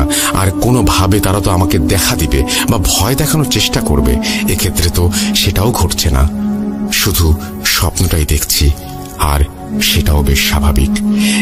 এদিকে বিষয়গুলো নিয়ে ভাবতে ভাবতে তদন্তের কাজে আবার কিছু বাধা পড়ে যায়। তাই হয়তো তৃতীয় দিন আমি আবার স্বপ্নটা দেখি, কিন্তু এবার বোধহয় ঝুমা আমার উপর কিছুটা বিরক্ত ছিল। ঠিক আগের বারের মতোই সব কথা সে আমাকে বলছে, কিন্তু এবার তার মুখে একটা বিরক্তির ছাপ লক্ষ্য করছিলাম আমি। তাই সকালে ঘুম ভাঙতেই আমি আবারও ভালো একজন হুজুরের খোঁজ করতে থাকি। সৌভাগ্যক্রমে এক বন্ধুর কাছে তার পরিচিত ভালো একজন হুজুরের খোঁজ পাই। বন্ধুর মাধ্যমেই ফোনে তার সাথে যোগাযোগ করলে বিকেলে একটি নির্দিষ্ট জায়গায় গিয়ে তার সাথে দেখা করে আসতে বলেন। আমি আমার সব কাজ শেষ করে ওই দিন বিকেলে হুজুরের সাথে দেখা করতে যাই। হুজুরের সাথে দেখা করে সালাম দিতেই উনি আমাকে বসতে বলেন এবং আমি সমস্যাগুলো নিয়ে কথা শুরু করার আগেই উনি নিজে থেকে সবটা বলতে শুরু করেন। কিন্তু উনি যে কথাগুলো বলছিলেন তা শুনে যে কারো হুঁশ উড়ে যেতে পারে। তিনি আমাকে দেখেই বলতে লাগলেন, তুমি যে হিন্দু মেয়েটার সুইসাইড কেস হ্যান্ডেল করছো, সে তো সাধারণ কেউ ছিল না, আর তার মৃত্যুও স্বাভাবিকভাবে ঘটেনি। তুমি কি জানো সে তন্ত্র সাধনা করত? গেল বছরের অক্টোবর মাসে সে একজন মহিলা তান্ত্রিকের কাছ থেকে তন্ত্রবিদ্যা গ্রহণ শুরু করেছিল। কিছুদিন যাবার পর বেশ ভালোভাবেই রপ্ত করেছিল কালো জাদুর খুঁটিনাটি, কিন্তু বিপত্তি বাঁধে অন্য জায়গায়। তার গুরু অর্থাৎ সেই মহিলা তান্ত্রিকের উদ্দেশ্য মোটেই ভালো ছিল না। সে চাইছিল মেয়েটিকে তন্ত্রবিদ্যায় পারদর্শী করে নিজের কাজে লাগাবে। তবে ঝুমা মানে সেই মেয়েটি নিজে কিছুটা বিদ্যা অর্জনের পর সেই মহিলা তান্ত্রিকের সাথে যোগাযোগ বন্ধ করে দিতে চেয়েছিল। তার মূল কারণটা যদিও আমার জানা নেই। আর এর রেশ ধরেই সেই তান্ত্রিক ক্ষিপ্ত হয়ে ওঠে এবং তাকে বশে নিয়ে একটি বদজিনের মাধ্যমে মেয়েটিকে হত্যা করে। এখানে আরো একটা বিষয় আছে। তোমার হয়তো মনে প্রশ্ন জাগতে পারে যে আগে যার সাথে যোগাযোগ করেছিলেন তিনি কেন দুটো জিনের কথা বলেছেন, আর হাসপাতালের ডমি বা কেন বলেছিল যে সেদিন রাতে দুজন তার পিছু নিয়েছে। সম্ভবত মেয়েটা মারা যাবার আগে কোনো কাজ অসমাপ্ত রেখে গিয়েছিল, আর তার সাথে একটা বদ জিন ছিল। পরবর্তীতে হয়তো মহিলা তান্ত্রিক সেই জিনটাকেও কোনোভাবে নিজের বশে এনে দলবদ্ধভাবে কাজটা করার চেষ্টা করেছে, আর তাই সেই দুটো জিন একসাথে মানুষকে ভয় দেখিয়ে বেড়াচ্ছে। হুজুরের কথাগুলো শুনে আমি কিছুক্ষণ চুপ করে বসেছিলাম। কি বলবো, কি জিজ্ঞেস করব, কিছুই আমার মাথায় আসছিল না। তবে আমার পেছনে কেন এসেছে আর এখান থেকে পরিত্রাণের উপায় জানতে চাইলে তিনি ঠিক একই কথা বলেন। আমার স্বপ্নে আসার মূল কারণটা নাকি তিনিও জানেন না, কিন্তু গ্রামের বাড়ি ফিরে গেলে এর একটা সমাধান হবে বলে তিনি জানান। সাথে কিছু দোয়া শিখিয়ে দেন এবং প্রতিদিন সেগুলো পড়তে বলেন। ফিরে আসার আগে হুজুর আমাকে এই তদন্ত বন্ধ করে দিয়ে রহস্যের গভীরে যেতে মানা করেন। আমি ঠিক ঠিক জানি না তিনি আসলে কি বোঝাতে চেয়েছিলেন ওই দিন। হুজুরের সাথে কথা বলা শেষে বেশ ভয়ের তো হৃদয় নিয়েই কোয়ার্টারে ফিরছিলাম আমি। ঠিক তখনই থানা থেকে একজন ফোন করে জানান জুলসুখা গ্রামে কিছু লোকের মাঝে জমি জমা বিষয় সম্পত্তি নিয়ে দ্বন্দ্ব বেঁধেছে এবং হাতাহাতিও হয়েছে। এতে কিছু মানুষ গুরুতর আহত হওয়ায় দ্রুত ফোর্স নিয়ে আমাকে সেখানে উপস্থিত হতে বলা হয়েছে। থানা থেকে ফোন পেয়ে আমিও দ্রুত কোয়ার্টারে পৌঁছাই। রেডি হয়ে ফোর্স নিয়ে বেরিয়ে পড়ি জুলসুখা গ্রামের উদ্দেশ্যে। ওখানে পৌঁছে দেখি পরিস্থিতি বেশ গুরুতর। তাও কোনোভাবে সামাল দিয়ে গ্রামের মোড়লের অনুরোধে একটা গ্রাম্য সালিশের ব্যবস্থা করা হয়। মোড়লের বাড়ির পুকুর পাড়েই সালিশের জন্য ব্যবস্থা করা হয়। কিন্তু এখানেও অদ্ভুত ঘটনাগুলো যেন আমার পিছু ছাড়ছিল না। সালিশ চলাকালীন হঠাৎ করে আমার চোখে পড়ে পুকুরের ওই পাড়ে থাকা একটা তাল গাছের দিকে। তখনও পুরোপুরি অন্ধকার হয়নি। দেখলাম সাদা জোব্বা পরা একজন মধ্যবয়স্ক লোক আমাকে হাতের ইশারা করে ডেকে কিছু একটা বোঝানোর চেষ্টা করছেন। প্রথমে ঠিক বুঝতে পারছিলাম না সে আমাকেই ডাকছে কিনা, কিন্তু মুহূর্তেই ঘটে এক অদ্ভুত ঘটনা। লোকটা হঠাৎ করে ঠিক ওই ভঙ্গিতে গলায় হাত রেখে জিপটা বের করে দাঁড়িয়ে পড়েন, যে ভঙ্গিতে আমরা সবাই ঝুমাকে সিলিং এর সাথে ঝুলতে দেখেছিলাম। এরপর আমি বুঝতে পারি যে লোকটা সুইসাইড কেসের ব্যাপারে আমাকে কোনোভাবে সাহায্য করতে চায়। আমি একবার সালিশ থেকে উঠে পুকুরের ওই পাড়ে যেতে চাইলাম, কিন্তু পরে ভেবে দেখলাম এখন যাওয়াটা ঠিক হবে না। এর কিছুক্ষণ পরেই সৌভাগ্যক্রমে মাগরিবের আজান শুরু হয়। আমিও সুযোগ বুঝে নামাজের পরে আলোচনার প্রস্তাব রাখলে সবাই রাজি হয়। তখন আমি ওখান থেকে উঠে যাবার পর পুকুরের ওই পাড়ের তালগাছটার নিচে লোকটাকে আর দেখতে পাইনি। আমার সাথে আরো কয়েকজন পুলিশের লোক ছিল। আলোচনা চলাকালীন তারা চারিদিকে টহল দিচ্ছিল। আমি তাদেরকে ডেকে পুকুরের ওই পাড়ে থাকা সাদা জোব্বা পরা লোকটার ব্যাপারে জিজ্ঞেস করলে তারা আমাকে অবাক করে দিয়ে বলে ওখানে নাকি কেউই ছিল না, আমাদের কয়েকজন লোক নাকি ওখানেই টহলদারি করছিল, তারা এমন কাউকে দেখেনি। তবে কে ছিল ওটা? প্রশ্নটা আজও আমাকে ভাবায়। সেদিন যদি তার সাথে কথা বলতে পারতাম তাহলে হয়তো বড় কোনো রহস্যের উন্মোচন করতে পারতাম, আর আমার সমস্যাগুলো হয়তো সমাধান হয়ে যেত। যা হোক, এরপর আস্তে আস্তে আমি সবকিছু ভুলে আবার নিজের কাজে মন দেই। তদন্তের কাজটাও বন্ধ করে দেই। এদিকে হুজুরের শিখিয়ে দেয়া দোয়াগুলোও পড়ছিলাম প্রতিদিনই। তাই কোনো স্বপ্ন দেখছিলাম না, আর সমস্যাগুলো দেখা দিচ্ছিল না। এভাবে প্রায় 2 সপ্তাহ যাবার পর আমি পুরোপুরি সুস্থ হয়ে যাই, আর সমস্যাগুলোও মিটে যায়। নিজের প্রতি অনুতপ্ত হয়ে বলছি, সুস্থ হয়ে যাবার কারণে সেদিন হয়তো খুব খুশি ছিলাম বিধায় দোয়া পড়তে ভুলে গিয়েছি। আর ঠিক সেই সুযোগটা নিয়েই ওরা আবার আমার স্বপ্নে দেখা দেয়। কিন্তু এবার ঝুমা যেন তার দ্রুত রুদ্রমূর্তি নিয়ে আমার সামনে হাজির হয়। সে প্রচন্ড রাগান্বিত কণ্ঠে শাসিয়ে বলে যে 1 সপ্তাহের মাঝে যদি আমি তার কেসের তদন্ত সম্পন্ন করে রহস্য উন্মোচন করতে না পারি তাহলে নাকি পৃথিবীর কেউ আমাকে বাঁচাতে পারবে না। এই স্বপ্ন দেখার পর আমি আবার হুজুরের সাথে যোগাযোগ করি। হুজুর সবটা শুনে আমাকে শরীর বন্ধের দোয়া শিখিয়ে দেওয়ার সাথে সাথে কিছু আমল শিখিয়ে দেন। আমি সেগুলো পালন করতে থাকি। কিন্তু 4-5 দিন পর আবার সেই আগের মতোই হেলাফেলা শুরু করি আমি। সেদিন আমার এক কলিগের বিয়ের দাওয়াত ছিল, তাই সন্ধ্যাবেলা রেডি হয়ে গিফট হাতে রওনা হই তার বাড়ির উদ্দেশ্যে। কোয়ার্টার থেকে ওর বাড়ির দূরত্ব প্রায় 40 মিনিটের। আমি যখন প্রায় বিয়ে বাড়ির কাছাকাছি পৌঁছে গেছি ঠিক তখনই হঠাৎ করে আমার মনে হলো কেউ আমার পিছু নিয়েছে। কয়েকবার পেছনে তাকিয়েও যখন কাউকে দেখতে পাই না, তখন হাসপাতালের ডোমের বলা সেই কথাগুলো একে একে মনে পড়তে থাকে, আর ভয়ের পরিমাণটা যেন দ্বিগুণ হয়ে যায়। এর কিছুক্ষণ পর আমার চোখের সামনে সবকিছু অন্ধকার হতে শুরু করে, আর খানিক পরেই সেটা কেটে যায়। কিন্তু এক অন্ধকার কাটতেই যেন আর এক অন্ধকার নেমে আসে আমার জীবনে। চোখ খুলতেই দেখি শত শত লাশ পড়ে আছে রাস্তার চারপাশে, আর সবচেয়ে আশ্চর্যের বিষয় হলো সেই সবগুলো ছিল ঝুমার লাশ। ওই দৃশ্য দেখার পর আমি আল্লাহ বলে চিৎকার দিয়ে সোজা এক দৌড় দেই। ঘটনাস্থল থেকে বিয়ে বাড়ি খুব একটা দূরে ছিল না বিধায় এক দৌড়ে বিয়ে বাড়ির গেটের সামনে এসে আছড়ে পড়ি। তারপর কিছু লোক ধরাধরি করে আমাকে চেয়ারে বসিয়ে পানি খাইয়ে এমনটা হবার কারণ জিজ্ঞেস করলে কুকুর তাড়া করার কথা বলে ব্যাপারটা কাটিয়ে দেই। কিন্তু সমস্যা যেন তখনও আমার পিছু ছাড়তে নারাজ। গিফট বক্সটা হাতে নিয়ে রিসেপশনে জমা দিতে গিয়ে দেখি ওখানে একজন মহিলা বসে আছেন। কাছে গিয়ে খাতায় নাম লিখে গিফট জমা দেই, এবং যেই না উঠে তাকিয়েছি অমনি চমকে দেখি 2 কদম পিছিয়ে এসেছি, কারণ ওটা অন্য কেউ ছিল না, ওটা ছিল ঝুমা। আমি পেছন ঘুরে বিয়ের মণ্ডপের দিকে হাঁটা দিতেই যেন আরো চমকে উঠি। এবার দু একজন নয়, ওখানে যতজন মহিলা আছে তাদের সবার চেহারাই যেন ঝুমার মতো মনে হচ্ছে। সবার চোখ দুটো জিহ্বা যেন মুখ থেকে বেরিয়ে এসেছে, ঠিক যেমনটা ঝুমার ক্ষেত্রে হয়েছিল। এই দৃশ্য সহ্য করতে না পেরে একটা সময় আমি জ্ঞান হারাই। আমার জ্ঞান ফেরে তখন আমি বিছানায় শুয়েছিলাম, আর আমার পাশে সেই কলিগ, সাথে আরো কিছু মানুষ। হঠাৎ করে অজ্ঞান হয়ে যাবার কারণ জিজ্ঞেস করলে সারাদিন পুলিশের চাকরির দৌড়ঝাঁপের স্ট্রেসের কথা বলে কাটিয়ে দেওয়ার চেষ্টা করি। এরপর আমি ওখান থেকে অসুস্থতার নাম করে চলে আসতে চাইলেও না খাইয়ে কেউ ছাড়তে চায়নি। খাওয়া দাওয়া শেষ হলেও ওখান থেকে একা যাওয়া আমার পক্ষে সম্ভব ছিল না। প্রচন্ড পরিমাণে ভয় পেয়েছিলাম আমি, তাই অসুস্থতার বাহানা করে কোনো মোটরসাইকেল বা গাড়ির ব্যবস্থা করে দিতে বলি আমাকে। তবে সেরকম কোনো ব্যবস্থা সম্ভব না হয় একটা ভ্যান ঠিক করে দেয়া হয় আমার জন্য। আমিও দোয়া পড়তে পড়তে ভ্যানে উঠে পড়ি। যাওয়ার সময় অনেকটা রাস্তা চোখ বন্ধ করেছিলাম, কিন্তু কিছু দূর যাওয়ার পরেই যেই না আমি চোখ খুলেছি অমনি দেখলাম ভ্যানের ওপর সাদা কাপড়ে মোড়ানো একটা লাশ। আমি চিৎকার দিতে চাইলেও আমার গলা দিয়ে টু শব্দ বের হচ্ছিল না। ঠিক সেই মুহূর্তে ভ্যান চালক আমাকে উদ্দেশ্য করে বলল, মামা, ভয় পাইয়েন না, সমস্যা হইব না, প্রায় পৌঁছে গেছি। ভ্যান চালকের কথা শুনেই যেন আমি আমার বাক শক্তি ফিরে পেলাম। আমি ভয়ে কাঁপতে কাঁপতে জিজ্ঞেস করলাম, ভয় পেয়েন না মানে কি বলতে চাও তুমি? আমার কথা শুনে ভ্যান চালক কোনো উত্তর না দিয়ে সোজা কোয়ার্টারের সামনে নামিয়ে দিয়ে ভাড়া নিয়ে চলে গেলেন। ওই ঘটনার পর থেকে ওখানে থাকা আমার পক্ষে এক মুহূর্ত সম্ভব ছিল না, তাই নানা বাহানা দিয়ে এক আত্মীয়র মাধ্যমে 21 দিনের ছুটি নিয়ে আমি কুমিল্লায় ফিরে আসি, আর হুজুরের শিখিয়ে দেওয়া দোয়াগুলো আবারও পড়তে শুরু করি। বাড়ি ফিরে আসার পর প্রথম 3 দিন বেশ ভালোই ছিলাম, কিন্তু তারপর থেকে আমি হঠাৎ করে অসুস্থ হতে শুরু করি। ঠিক মতো খাওয়া দাওয়া করতে পারছিলাম না, প্রতি রাতেই দুপায়ে বেশি ব্যথা অনুভব করতাম। ব্যাপারটা মাকে জানালে তিনি ডাক্তার দেখাতে বলেন।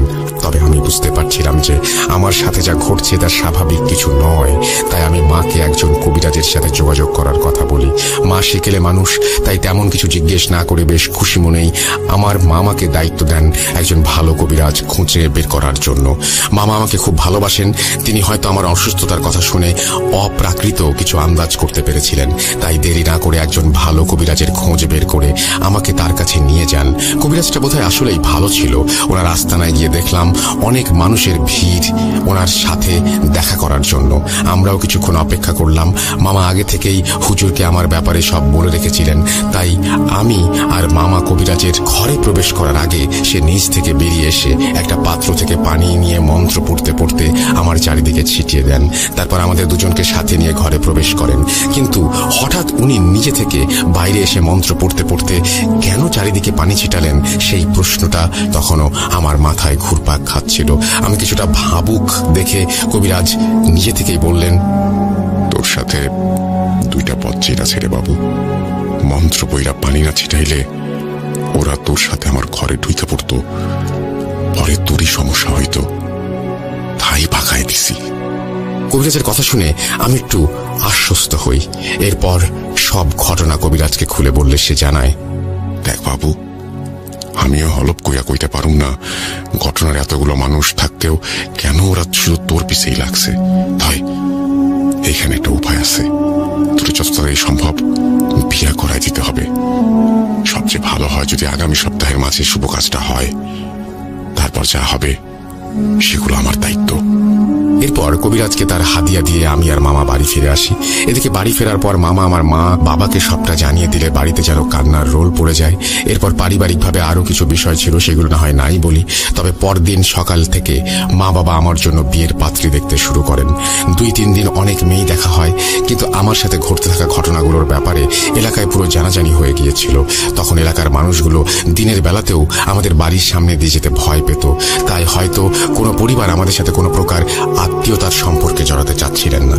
আর ওই মুহূর্তে যেটা ছিল একদম স্বাভাবিক। অন্যদিকে মা বাবাও বেশ চিন্তিত হতে শুরু করেন, যদিও আমি তাদের বিভিন্নভাবে সান্ত্বনা দেওয়ার চেষ্টা করছিলাম। এখানে সবচেয়ে বড় বিষয় হলো স্বপ্নে দেখা দেওয়ার পর ঝুমা আমাকে মোট 7 দিনের সময় দিয়েছিল, কিন্তু 10-12 দিন পেরিয়ে গেলেও আমার সাথে সেরকম কিছু ঘটেনি, আর পূর্বের অসুস্থতাও তখন প্রায় কেটে গিয়েছে। তাই চিন্তার কোনো কারণ নেই বলে তাদেরকে কোনোভাবে শান্ত করতে সক্ষম হই। পরের দিন বিকেলে আমার ফুপুর বাড়ির সবাই ভাই আমাদের বাড়িতে এসে উপস্থিত হন। তারাও নাকি এলাকার মানুষদের কাছ থেকে আমার ব্যাপারে শুনেছেন, তাই আমার জীবন বাঁচাতে তারা তাদের একমাত্র মেয়ের সাথে আমাকে বিয়ে দিতে চান। আর তাদের সেই প্রস্তাব নিয়েই নাকি তারা আমাদের বাড়িতে এসেছেন। ফুপুর কথা শুনে মা বাবা বুকটা যেন খুশিতে ভরে উঠেছিল, কিন্তু আমি কেন যেন খুব একটা বেশি খুশি হতে পারছিলাম না। এদিকে বিয়ে ঠিক হবার পর থেকেই আমি আবার অসুস্থ হতে শুরু করি। ঝুমার লাশ হাসপাতালে নিয়ে যাওয়ার সময় ঠিক যেমন অস্বস্তি আর অস্থিরতায় ছটফট করছিলাম, বিয়ের পাকা কথা হবার পরের দিন থেকে আমি আবার সেভাবে অস্থিরতা বোধ করছিলাম। তাই বাবা মা আর দেরি করতে চাননি। তারা 2-1 দিনের মাঝেই ছোট্ট একটা আয়োজনে বিয়েটা করিয়ে দিতে চাইলেন। সেজন্য আমি আর আপত্তি জানাইনি। মূলত এটাই ছিল তানভীর ভাইয়ের জীবনে ঘটে যাওয়া আশ্চর্যজনক কিছু ঘটনা, যেটি তিনি আমাদের ছোট ভাই মেহেদির সাথে শেয়ার করেছিলেন। কিন্তু আপনাদের কি মনে আছে তানভীর ভাইয়ের ঘটনা শুরু করার আগে আমার জীবনে ঘটে যাওয়া একটা অদ্ভুত ঘটনার কথা বলেছিলাম? এবার বোধহয় সেই ঘটনাটা বলার সময় এসে গেছে। আমার জীবনে ঘটে যাওয়া সেই অদ্ভুত ঘটনার মূলে ছিল তানভীর ভাইয়ের আকস্মিক মৃত্যু। কাশিমপুর খালপাড়ে বাবার কোলে থাকা মাদ্রাসা ছাত্রের কথা মনে আছে আপনাদের? ওটা আর কেউ নয়, ওটা ছিলাম আমি। খালের পানিতে কচুরিপানার মাঝে ভেসে থাকা লাশটাও অন্য কারো ছিল না, ওটা ছিল তানভীর ভাইয়ের লাশ। ওই দৃশ্য আমাকে আজও তাড়নায় চষে বেড়ায়। ঘটনার মাস খানেক পর যখন আমি মেহেদির সাথে দেখা করি, তখন মেহেদি আমাকে তানভীর ভাইয়ের সব ঘটনাই বলেছিল, আর এও বলেছিল যে তার মৃত্যু কিভাবে ঘটেছে। আমি না হয় ওর মতো করেই বলার চেষ্টা করি। গায়ে হলুদের দিন বিকেলবেলা তানভীর ভাই হঠাৎ করে অসুস্থ হয়ে পড়লে তাকে হাসপাতালে নিয়ে যাওয়া হয়। ডাক্তার তাকে চেক আপের পর 2 দিনের জন্য রেস্ট করতে বলেন। অতিরিক্ত স্ট্রেসের কারণে এমনটা হয়েছে বলে ডাক্তারের ধারণা ছিল। যাই হোক, অসুস্থতার কারণে গায়ে হলুদের অনুষ্ঠানটা একদিন পিছিয়ে দেওয়া হয়। ওই দিন রাতের বেলা আমি ভাইয়ার পাশেই ছিলাম, আর তখনই কেন জানি না ভাইয়া আমাকে তার জীবনে ঘটে যাওয়া ঘটনাগুলো নিজে থেকেই বলতে শুরু করেন। আমি চুপচাপ ভাইয়ার কথা শুনছিলাম, কিন্তু কখনো কল্পনাও করিনি যে মাত্র একদিনের মাথায় আমাকে আমার বড় ভাই হারাতে হবে। একদিন পরেই ছিল গায়ে হলুদের অনুষ্ঠান। হলুদ সন্ধ্যায় অনেক আত্মীয় এসেছিলেন, তবে গ্রামের কেউ হয়তো আর সাহস পায়নি সেদিন। সব আয়োজন শেষ করার পর ভাইয়াকে ডাকতে গিয়ে দেখি উনি ঘরে নেই। ব্যাপারটা মাকে জানালে তিনি বলেন ভাইয়া নাকি মাত্রই একজনের সাথে দেখা করতে বাসা থেকে বেরিয়েছে, একটু পরেই নাকি ফিরে আসবে। মায়ের কথা মতো আমরাও অপেক্ষা করতে থাকি, কিন্তু সন্ধ্যা পেরিয়ে রাত হয়ে গেলেও ভাইয়ার কোনো খোঁজ পাওয়া যাচ্ছিল না। এদিকে রাত বাড়তে থাকায় সবার কপালে চিন্তার ছাপ দেখা দেয়।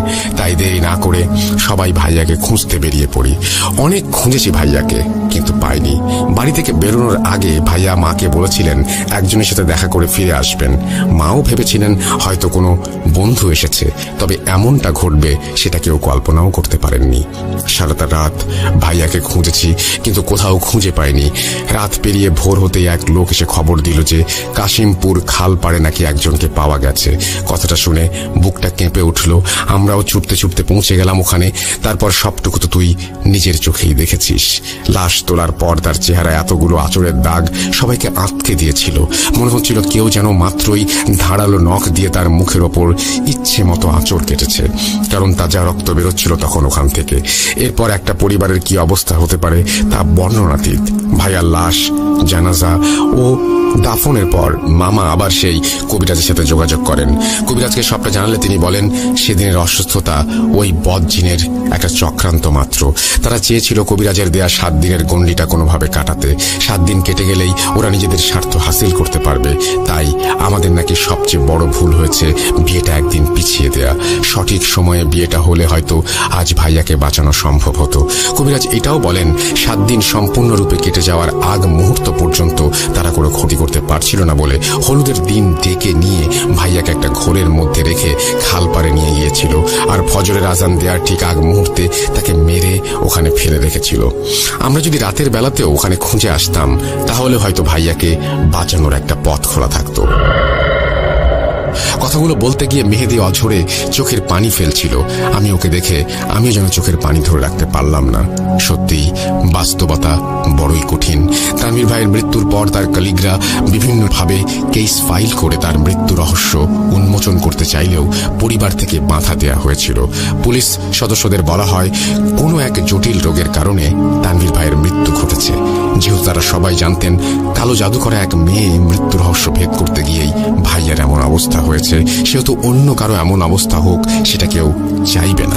তাই পরবর্তীতে এটা নিয়ে কোনো কেস ফাইল করা বা আইনি প্রক্রিয়ার ভেতর দিয়ে যাওয়া হয়নি। এই তো ছিল বোরহান ভাইয়ের শেয়ার করা হৃদয় বিদারক ঘটনাটি প্রথমবার শুনে আমার কাছে বেশ ভালো লেগেছিল, তাই শেয়ার করলাম। আশা করি আপনাদের কাছেও ভালো লেগেছে। আর হ্যাঁ, বোরহান ভাই আমাকে বলেছেন উনি তানভীর ভাইয়ের বাসার একটা ছবি আমাদের দেওয়ার চেষ্টা করবেন এবং সেই খালপাড়ের ছবিটাও সংগ্রহের চেষ্টা করে আমাদের কাছে পাঠাবেন। ইনশাল্লাহ ছবি দুটো হাতে পেলে অবশ্যই গ্রুপ এবং পেজে আপলোড করার চেষ্টা করব। আজ এ পর্যন্তই। সবাইকে আবারও ঈদের অনেক অনেক শুভেচ্ছা জানিয়ে শেষ করছি। আমি মুস্তফা আলম রোমান। ইনশাল্লাহ আপনাদের মাঝে ফিরে আসবো নতুন কোনো এপিসোডে, নতুন কোনো ঘটনা নিয়ে। সেই পর্যন্ত সবাই ভালো থাকবেন, সুস্থ থাকবেন এবং মোস্ট ইম্পর্টেন্টলি ভূত.com এর সাথে থাকবেন। আসসালামু আলাইকুম। এই বলে রোমান তার ঘটনা শেষ করেছেন। Thank you very much Roman. আপনাকেও পবিত্র ঈদুল আজহার অনেক অনেক শুভেচ্ছা, আপনার জন্য অনেক অনেক শুভকামনা।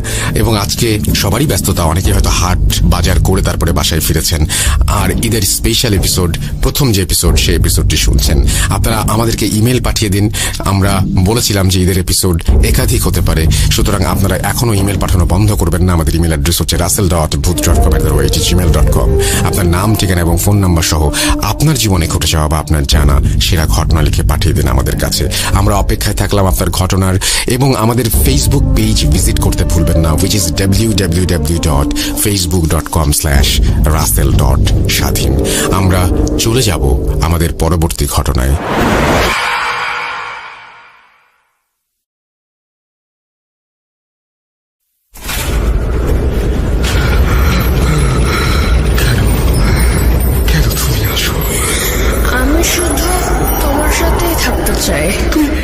তুই চলে যাও প্লিজ, চলে যাও।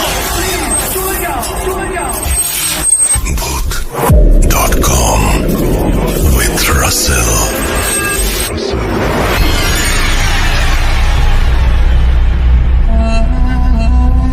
আসসালামু আলাইকুম। Booth.com এর সকল লিসেনারকে জানাচ্ছি শুভেচ্ছা, ঈদ মোবারক। আশা করি সবাই ভালো আছেন, সুস্থ আছেন। প্রিয় লিসেনার্স, এই মুহূর্তে যে স্টোরিটি আমি আপনাদের সাথে শেয়ার করতে যাচ্ছি, এই স্টোরিটি একই সাথে কবরস্থান কেন্দ্রিক, অ্যাম্বুলেন্স কেন্দ্রিক এবং লাশকে কেন্দ্র করে। সুতরাং বুঝতেই পারছেন, সবাই নড়ে চড়ে বসুন, ভয়ানক কিছু শুনতে যাচ্ছেন আপনারা।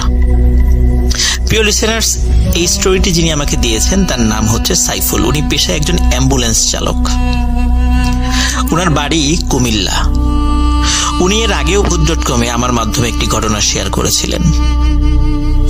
আজকে যে স্টোরিটি উনি আমার সাথে শেয়ার করেছেন, এই স্টোরিটি আসলে ওনার সাথে ঘটেনি, ঘটেছে ওনার বোনের পরিবারের সাথে। কারণ ওনার বোনের পরিবার চট্টগ্রাম শহরে থাকতেন। ওনার বোন, তার হাজবেন্ড, তার শ্বশুর শাশুড়ি, তার দেবর ননদ সবাই মিলে চট্টগ্রাম শহরের একটি জায়গায় থাকতেন। ঘটনাটির সময় 2009 সাল। যে বাড়িতে ওনারা থাকতেন, বাড়িটি বেশ একটি বড় জায়গা নিয়ে অবস্থিত। ওনারা যখন ওই বাড়িতে থাকা শুরু করেন, স্থানীয় কিছু মানুষজন ওনাদেরকে বলেন যে এই জায়গাতে অনেক পুরাতন একটি কবরস্থান ছিল।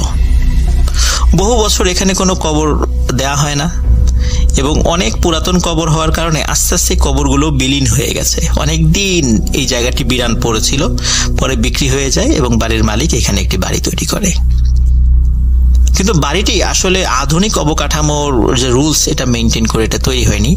কারণ হচ্ছে এই বাড়ির ওয়াশরুমটা ঘরের বাইরে ছিল এবং আশেপাশে কিছু মানুষ এটাও বলেছিল যে ওয়াশরুমটা যেখানে তৈরি করা হয়েছে সেখানে অনেকেই মানা করেছিল এই জায়গাটাতে ওয়াশরুম না করতে, কারণ ধারণা করা হচ্ছিল ওয়াশরুম যেই জায়গাতে তৈরি করা হয়েছে সেখানেও একটি কবর ছিল। যাই হোক, বাড়িটা তৈরি করা হয়। ওই বাড়িতে সাইফুল ভাইয়ের বোনের হাজবেন্ড মানে সাইফুল ভাইয়ের দুলাভাই, বোনের শ্বশুর শাশুড়ি, দেবর ননদ সবাই থাকতেন। শুরুর দিকে খুব অল্প কয়েকদিনের জন্য তেমন কোনো প্রবলেম তারা ফেস করেননি। এর কিছুদিন পর থেকেই অদ্ভুত কিছু সমস্যা ওনারা ফেস করতে থাকেন। যেমন এক রাত্রে ওই বাড়ির প্রত্যেক সদস্য ওনারা শব্দ শুনতে পান যে বাড়ির উঠানে কেউ একজন হাঁটাহাঁটি করছে।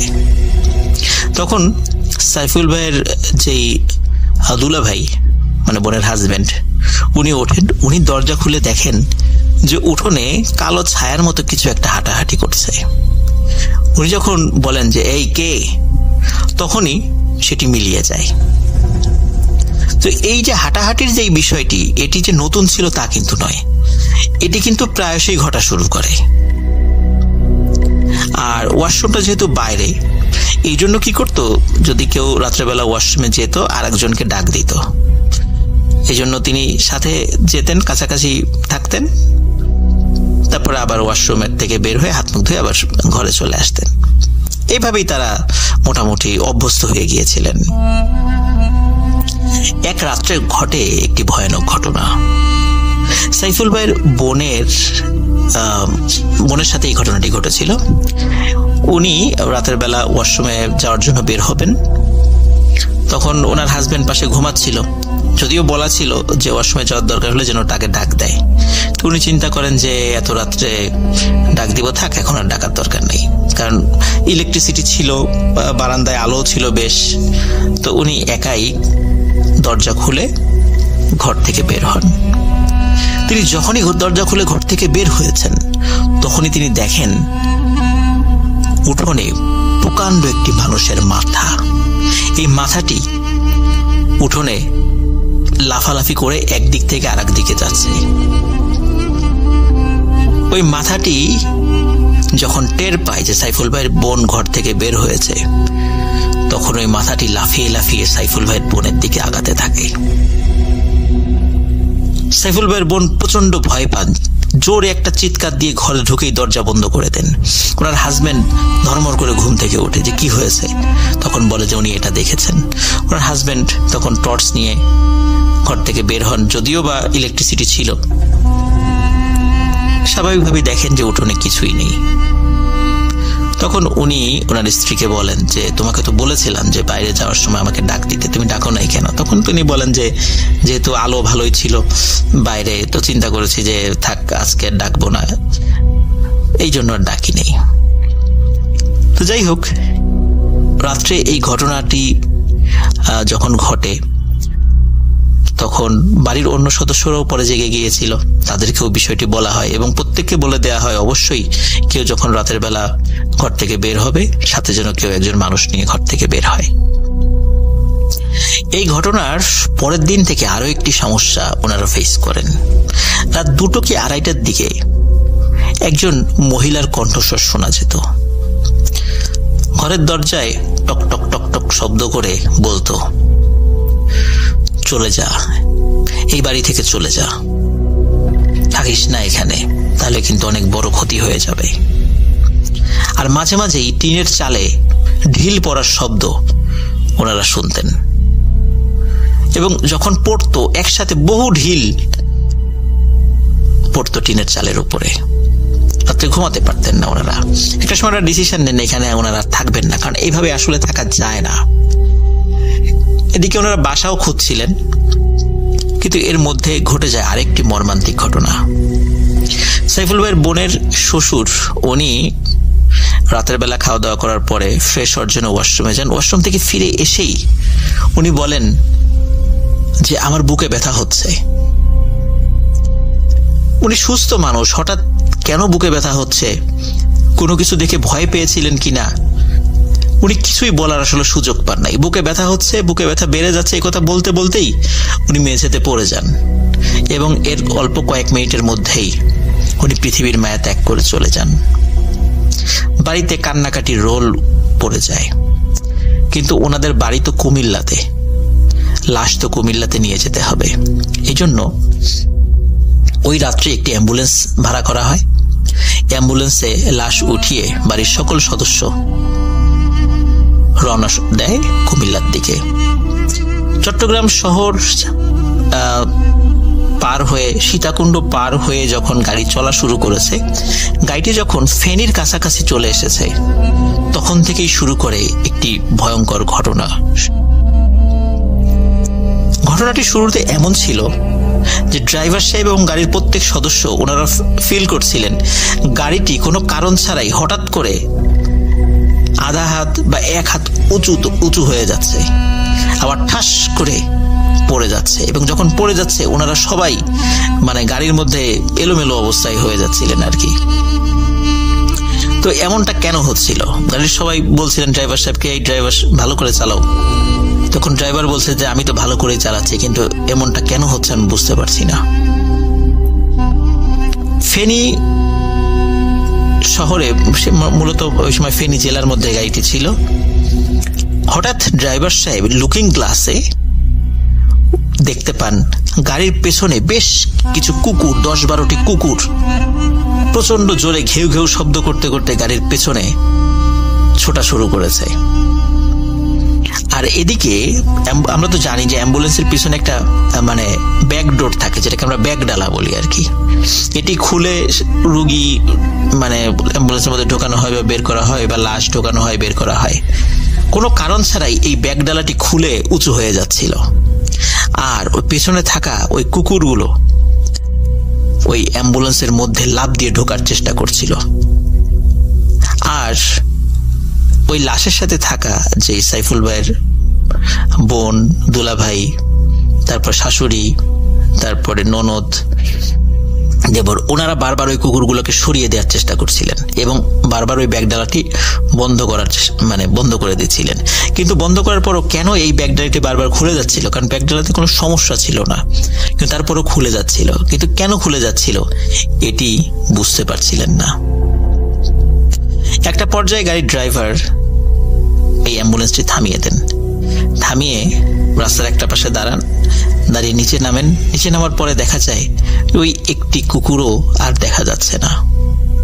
কিন্তু কুকুরগুলো দেখা না গেলেও গাড়ির ওই ব্যাগডালাতে কুকুরের আঁচড় সেটি স্পষ্ট ছিল। উনি চিন্তা করেন এখানে খুব বেশিক্ষণ দেরি করা যাবে না, গাড়ি থামানোই যাবে না, যাই ঘটুক না কেন গাড়ি চালিয়ে যেতে হবে। আবার গাড়িতে উঠে গাড়ি চালানো শুরু করেন। গাড়ির মধ্যে প্রত্যেকেই মহান আল্লাহ রব্বুল আলমিনের জিকির শুরু করেন, কারণ আল্লাহ রব্বুল আলমিনের হেল্প ছাড়া খুব ভয়াবহ একটা সিচুয়েশন মানে তাদের সাথে ঘটে যেতে পারে, এবং যে ঘটনাগুলো ঘটছিল তাতে আল্লাহ রব্বুল আলমিন ছাড়া তাদেরকে উপকার করার মতো আসলে কেউ ছিল না। গাড়ি চলছে।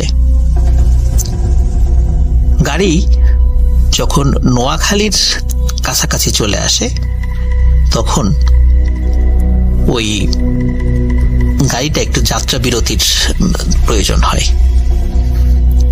যাত্রা বিরতি যখন দেওয়ার পরেই প্রচন্ড শব্দে গাড়ির দুটি টায়ার ব্লাস্ট হয়ে যায়।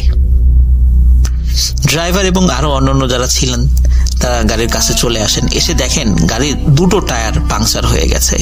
এবং অদ্ভুত ব্যাপার হলো, গাড়ির টায়ার পাংচার হওয়ার একটা মানে বিষয়টা স্বাভাবিক ছিল না। কারণ হচ্ছে তারা গাড়ির টায়ারের দিকে তাকিয়ে দেখে কোনো ভয়ানক প্রাণী তার শক্তিশালী সুচালো দাঁত দিয়ে টায়ারের উপর কামড় দিয়ে টায়ারের একটি অংশ ছিঁড়ে নিয়ে চলে গেছে। এবং শুধু যে একটি টায়ারের সাথে বিষয়টি হয়েছিল তা কিন্তু নয়, দুটি টায়ারের সাথে একই ঘটনা ঘটে। মজার বিষয় হচ্ছে যে ওই গাড়িতে দুটি স্পেয়ার টায়ার ছিল। যদি একটি টায়ার থাকতো তাহলে খুব বিপদ হয়ে যেত। ওই রাত্রে দুটি টায়ার ছিল। দ্রুত ওই দুটি টায়ার গাড়িতে রিপ্লেস করা হয় এবং তারা ওইখান থেকে বের হয়ে যান। নোয়াখালীতে যখন গাড়িটা চলে আসে ঢাকা চিটাগাং হাইওয়ের, তখন নোয়াখালীতে তেমন কোনো সমস্যা হয়নি। কিন্তু নোয়াখালী পার হয়ে যখন কুমিল্লাতে গাড়ি ঢুকে গেছে তখন আরো একটি ভয়ানক ঘটনা ঘটতে থাকে। গাড়ির প্রত্যেকে এবং ড্রাইভার সে নিজেও দেখতে থাকে যে তাদের গাড়ির সামনে প্রায় 20-25 হাত দূরে গাড়ি কিন্তু চলছে এবং যে ভয়ানক জিনিসটা দেখতে থাকেন সেটি হচ্ছে একটি লাশ দেখতে পান। সেই লাশটি সাদা কাপড়ে মোড়ানো ছিল। এই লাশটিও শূন্যে ভাসছে, গাড়ি আগাচ্ছে, ওই লাশটিও সামনের দিকে এগোচ্ছে এবং লাশটি একবার ডান পাশে একবার বাম পাশে যাচ্ছিল এবং কোনো একটা ভয়ানক আওয়াজ তারা শোনেন এবং সেই আওয়াজটি এমন ছিল, তোদের গাড়িতে থাকা লাশটি দিয়ে যা, নাহলে কিন্তু সবাই মরবি, এই গাড়িটা এখন অ্যাক্সিডেন্ট হবে, যদি বাঁচতে চাস লাশ দিয়ে যা। কিন্তু গাড়িতে থাকা প্রত্যেকেই এই বিষয়ে ডিটারমাইন্ড হন যে কোনো অশুভ শক্তির কাছে আমরা লাশ হস্তান্তর করব না। অশুভ শক্তি যত শক্তিশালী ভাব দেখানোর চেষ্টা করুক না কেন, আল্লাহর শক্তির সামনে এগুলো কিছুই নয়। আর একটা মানুষের লাশকে কখনো এই পিশাচের হাতে আমরা তুলে দিতে পারি না, আর আমাদের প্রিয়জনের লাশ। সুতরাং যাই ঘটুক না কেন আমরা চলতে থাকবো। এদিকে আরেকটি ঘটনা ঘটে, সেটি হচ্ছে যে এই লাশটা অ্যাম্বুলেন্সের যেই সাইডে রাখা ছিল, মাঝে মাঝেই ওই সাইডটা উঁচু হয়ে যাচ্ছিল এবং অ্যাক্সিডেন্ট হতেও হচ্ছিল না গাড়ি। তো ওনারা প্রচন্ড ভয় পাচ্ছিলেন, হয়তোবা ওনারা চিন্তা করছিলেন যে এই লাশ নিয়ে হয়তোবা তাদের বাড়িতে ফেরার আগে তারাই লাশ হয়ে যাবেন। কিন্তু তারপরও মনে সাহস সঞ্চয় করে তারা আল্লাহর নাম স্মরণ করছিলেন, আয়াতুল কুরসি পড়ছিলেন, সূরা ইয়াসিন পড়ছিলেন। কুমিল্লায় ঢোকার পর এই ঘটনাটা ঘটার পরে আস্তে আস্তে আবার সব স্বাভাবিক হয়ে যায়। এদিকে ফজরের আজান দিয়ে দেয়। গ্রামের বাড়িতে পৌঁছাতে তাদের সকাল প্রায় 8টা বেজে যায়। বাড়িতে লাশ নিয়ে যাওয়ার পরে লাশকে গোসল করানো হয়, জানাজা পড়ানো হয় এবং যথাযথ ধর্মীয় মর্যাদার সাথে লাশকে কবরস্থানে দাফন করা হয়। ওই রাত্রে আরো একটি ভয়ঙ্কর ঘটনা ঘটে। ওই রাত্রে সাইফুল ভাইয়ের বোনের যে ননদ রয়েছে, উনি স্বপ্নে দেখে যে একজন মানুষ কাঁধে করে সাদা কাফনে মোড়ানো একটি লাশ নিয়ে আসছে, নিয়ে ঘরের দরজা খুলে ঘরের মধ্যে প্রবেশ করে ওই লাশটি ওই সাইফুল ভাইয়ের বোনের ননদের গায়ের উপরে ঠাস করে ফেলে দেয়। এই স্বপ্নটি দেখার সাথে সাথে উনি ধর্মর করে উঠে বসেন, উঠে দেখেন একটি ভয়ানক ঘটনা, যেটি দেখার জন্য উনি মোটেও প্রস্তুত ছিলেন না। উনি দেখেন এই স্বপ্নে যে লাশটি কোনো একজন মানুষ ওনার গায়ের উপরে ফেলেছে, এই লাশটি ওনার পাশেই রাখা। প্রচন্ড ভয় পেয়ে উনি এক চিৎকার দেন। ঘরের লোকজন ওনার রুমে চলে আসে, এসে দেখে সবকিছু স্বাভাবিক। বলে কি হয়েছে? তখন উনি বলেন স্বপ্নে এটা দেখেছেন এবং স্বপ্ন দেখার পরে বাস্তবেও এই জিনিসটা উনি দেখেছেন। তখন ঘরের মানুষ তাদেরকে সান্ত্বনা দেন, বলে ও কিছু না, ভুল দেখেছ, স্বপ্ন তো স্বপ্নই। যাই হোক, পরের দিন ঈশান নামাজের আজানের পরে ঘটে আরেকটি ঘটনা। এই ঘটনাটি ঘটে সাইফুল ভাইয়ের বোনের শাশুড়ির সাথে। উনি ঈশান নামাজের জন্য অজু করতে উনি টিউবওয়েলে যান। টিউবওয়েলে যখন উনি অজু করছিলেন, হঠাৎ উনি দেখেন ওনার সামনে ওনার মৃত স্বামী দাঁড়িয়ে আছে, যাকে গতকালকেই কবরস্থ করা হয়েছে। শুধু যে দাঁড়িয়ে আছে তা নয়, কাছে এসে খপ করে ওনার হাত চেপে ধরে এবং বলে, চল আমার সাথে, আমি একা একা থাকতে পারছি না, আমার খুব কষ্ট হচ্ছে, তোকে নিয়ে যাব। উনি প্রচন্ড জোরে একটা চিৎকার দেন এবং সেন্সলেস হয়ে পড়ে যান। ঘরের মানুষজন, কারণ তখন তো আসলে কেউ ঘুমায় নাই, তখন তো আর খুব বেশি রাত না, সবাই চলে আসে, এসে দেখে কলপারে সাইফুল ভাইয়ের বোনের শাশুড়ি পড়ে আছে। তাকে ধরাধরি করে ঘরে নিয়ে আসে বাড়ির সবাই। তাকে যখন জ্ঞান ফেরানো হয়, বলে কি হয়েছে, তখন উনি বিষয়টি খুলে বলেন। তখন সবাই সান্ত্বনা দেয় যে বাবা তো মারাই গেছে, মৃত মানুষ তো কখনো ফিরে আসতে পারে না, তুমি ভুল দেখেছো, কারণ আগের রাত্রে এতগুলো ঘটনা ঘটেছে, তারপর ওই বাড়িতে এত ঘটনা ঘটেছে। আসলে আমাদের সকলের মনের মধ্যে এই বিষয়টা এমন ভাবে গেঁথে গেছে যে আমরা সবাই উল্টাপাল্টা দেখছি। কিন্তু সাইফুল ভাইয়ের বোনের শাশুড়ি বারবার বলছিল, না আমি ভুল দেখি নাই, আমি যেটা দেখেছি ঠিকই দেখেছি। যাই হোক, সবাই তাকে সান্ত্বনা দেন। এই ঘটনার মোটামুটি আর তারপর 3-4 দিন কিছু হয় নাই। 5 দিন পরে আরেকটি ঘটনা ঘটে। সেটি হচ্ছে এই সাইফুল ভাইয়ের বোনের শাশুড়ি একটি স্বপ্ন দেখেন। উনি রাত্রেবেলা স্বপ্ন দেখেন যে ওনার মৃত স্বামী কবর ভেঙে একা একাই উঠে আসছে এবং ওনার কাছে এসে বলছে, আমার একা একা থাকতে অনেক কষ্ট হচ্ছে, চল আমার সাথে চল, তোকে নিয়ে যাব।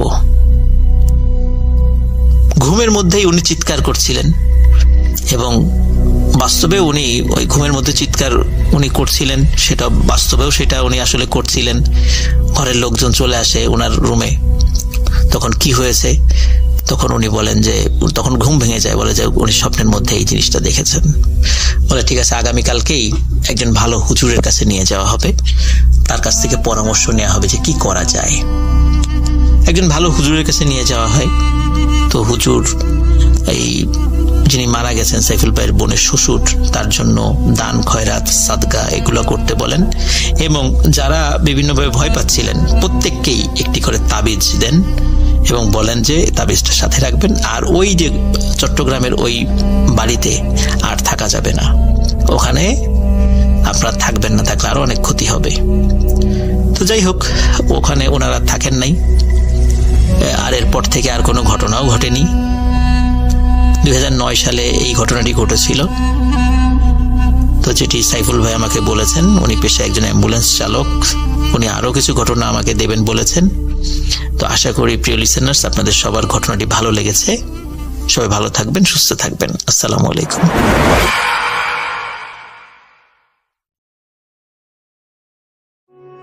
আপনাদের সবাইকে অনেক অনেক ধন্যবাদ এতক্ষণ পর্যন্ত আমাদের সাথে থাকার জন্য। অনেক অনেক শুভকামনা রইল। সব সময় এই ইউটিউব চ্যানেলটি সম্পর্কে আপডেট পেতে আমাদের ইউটিউব চ্যানেলটিকে সাবস্ক্রাইব করুন। আশা করছি আমরা একসাথে অনেকটা পথ হাঁটব। আজকের মতো এখানে বিদায় নিচ্ছি। সবাই ভালো থাকুন, সুস্থ থাকুন, মোস্ট ইম্পর্টেন্টলি ভূত.com এর সাথে থাকুন। আল্লাহ হাফেজ।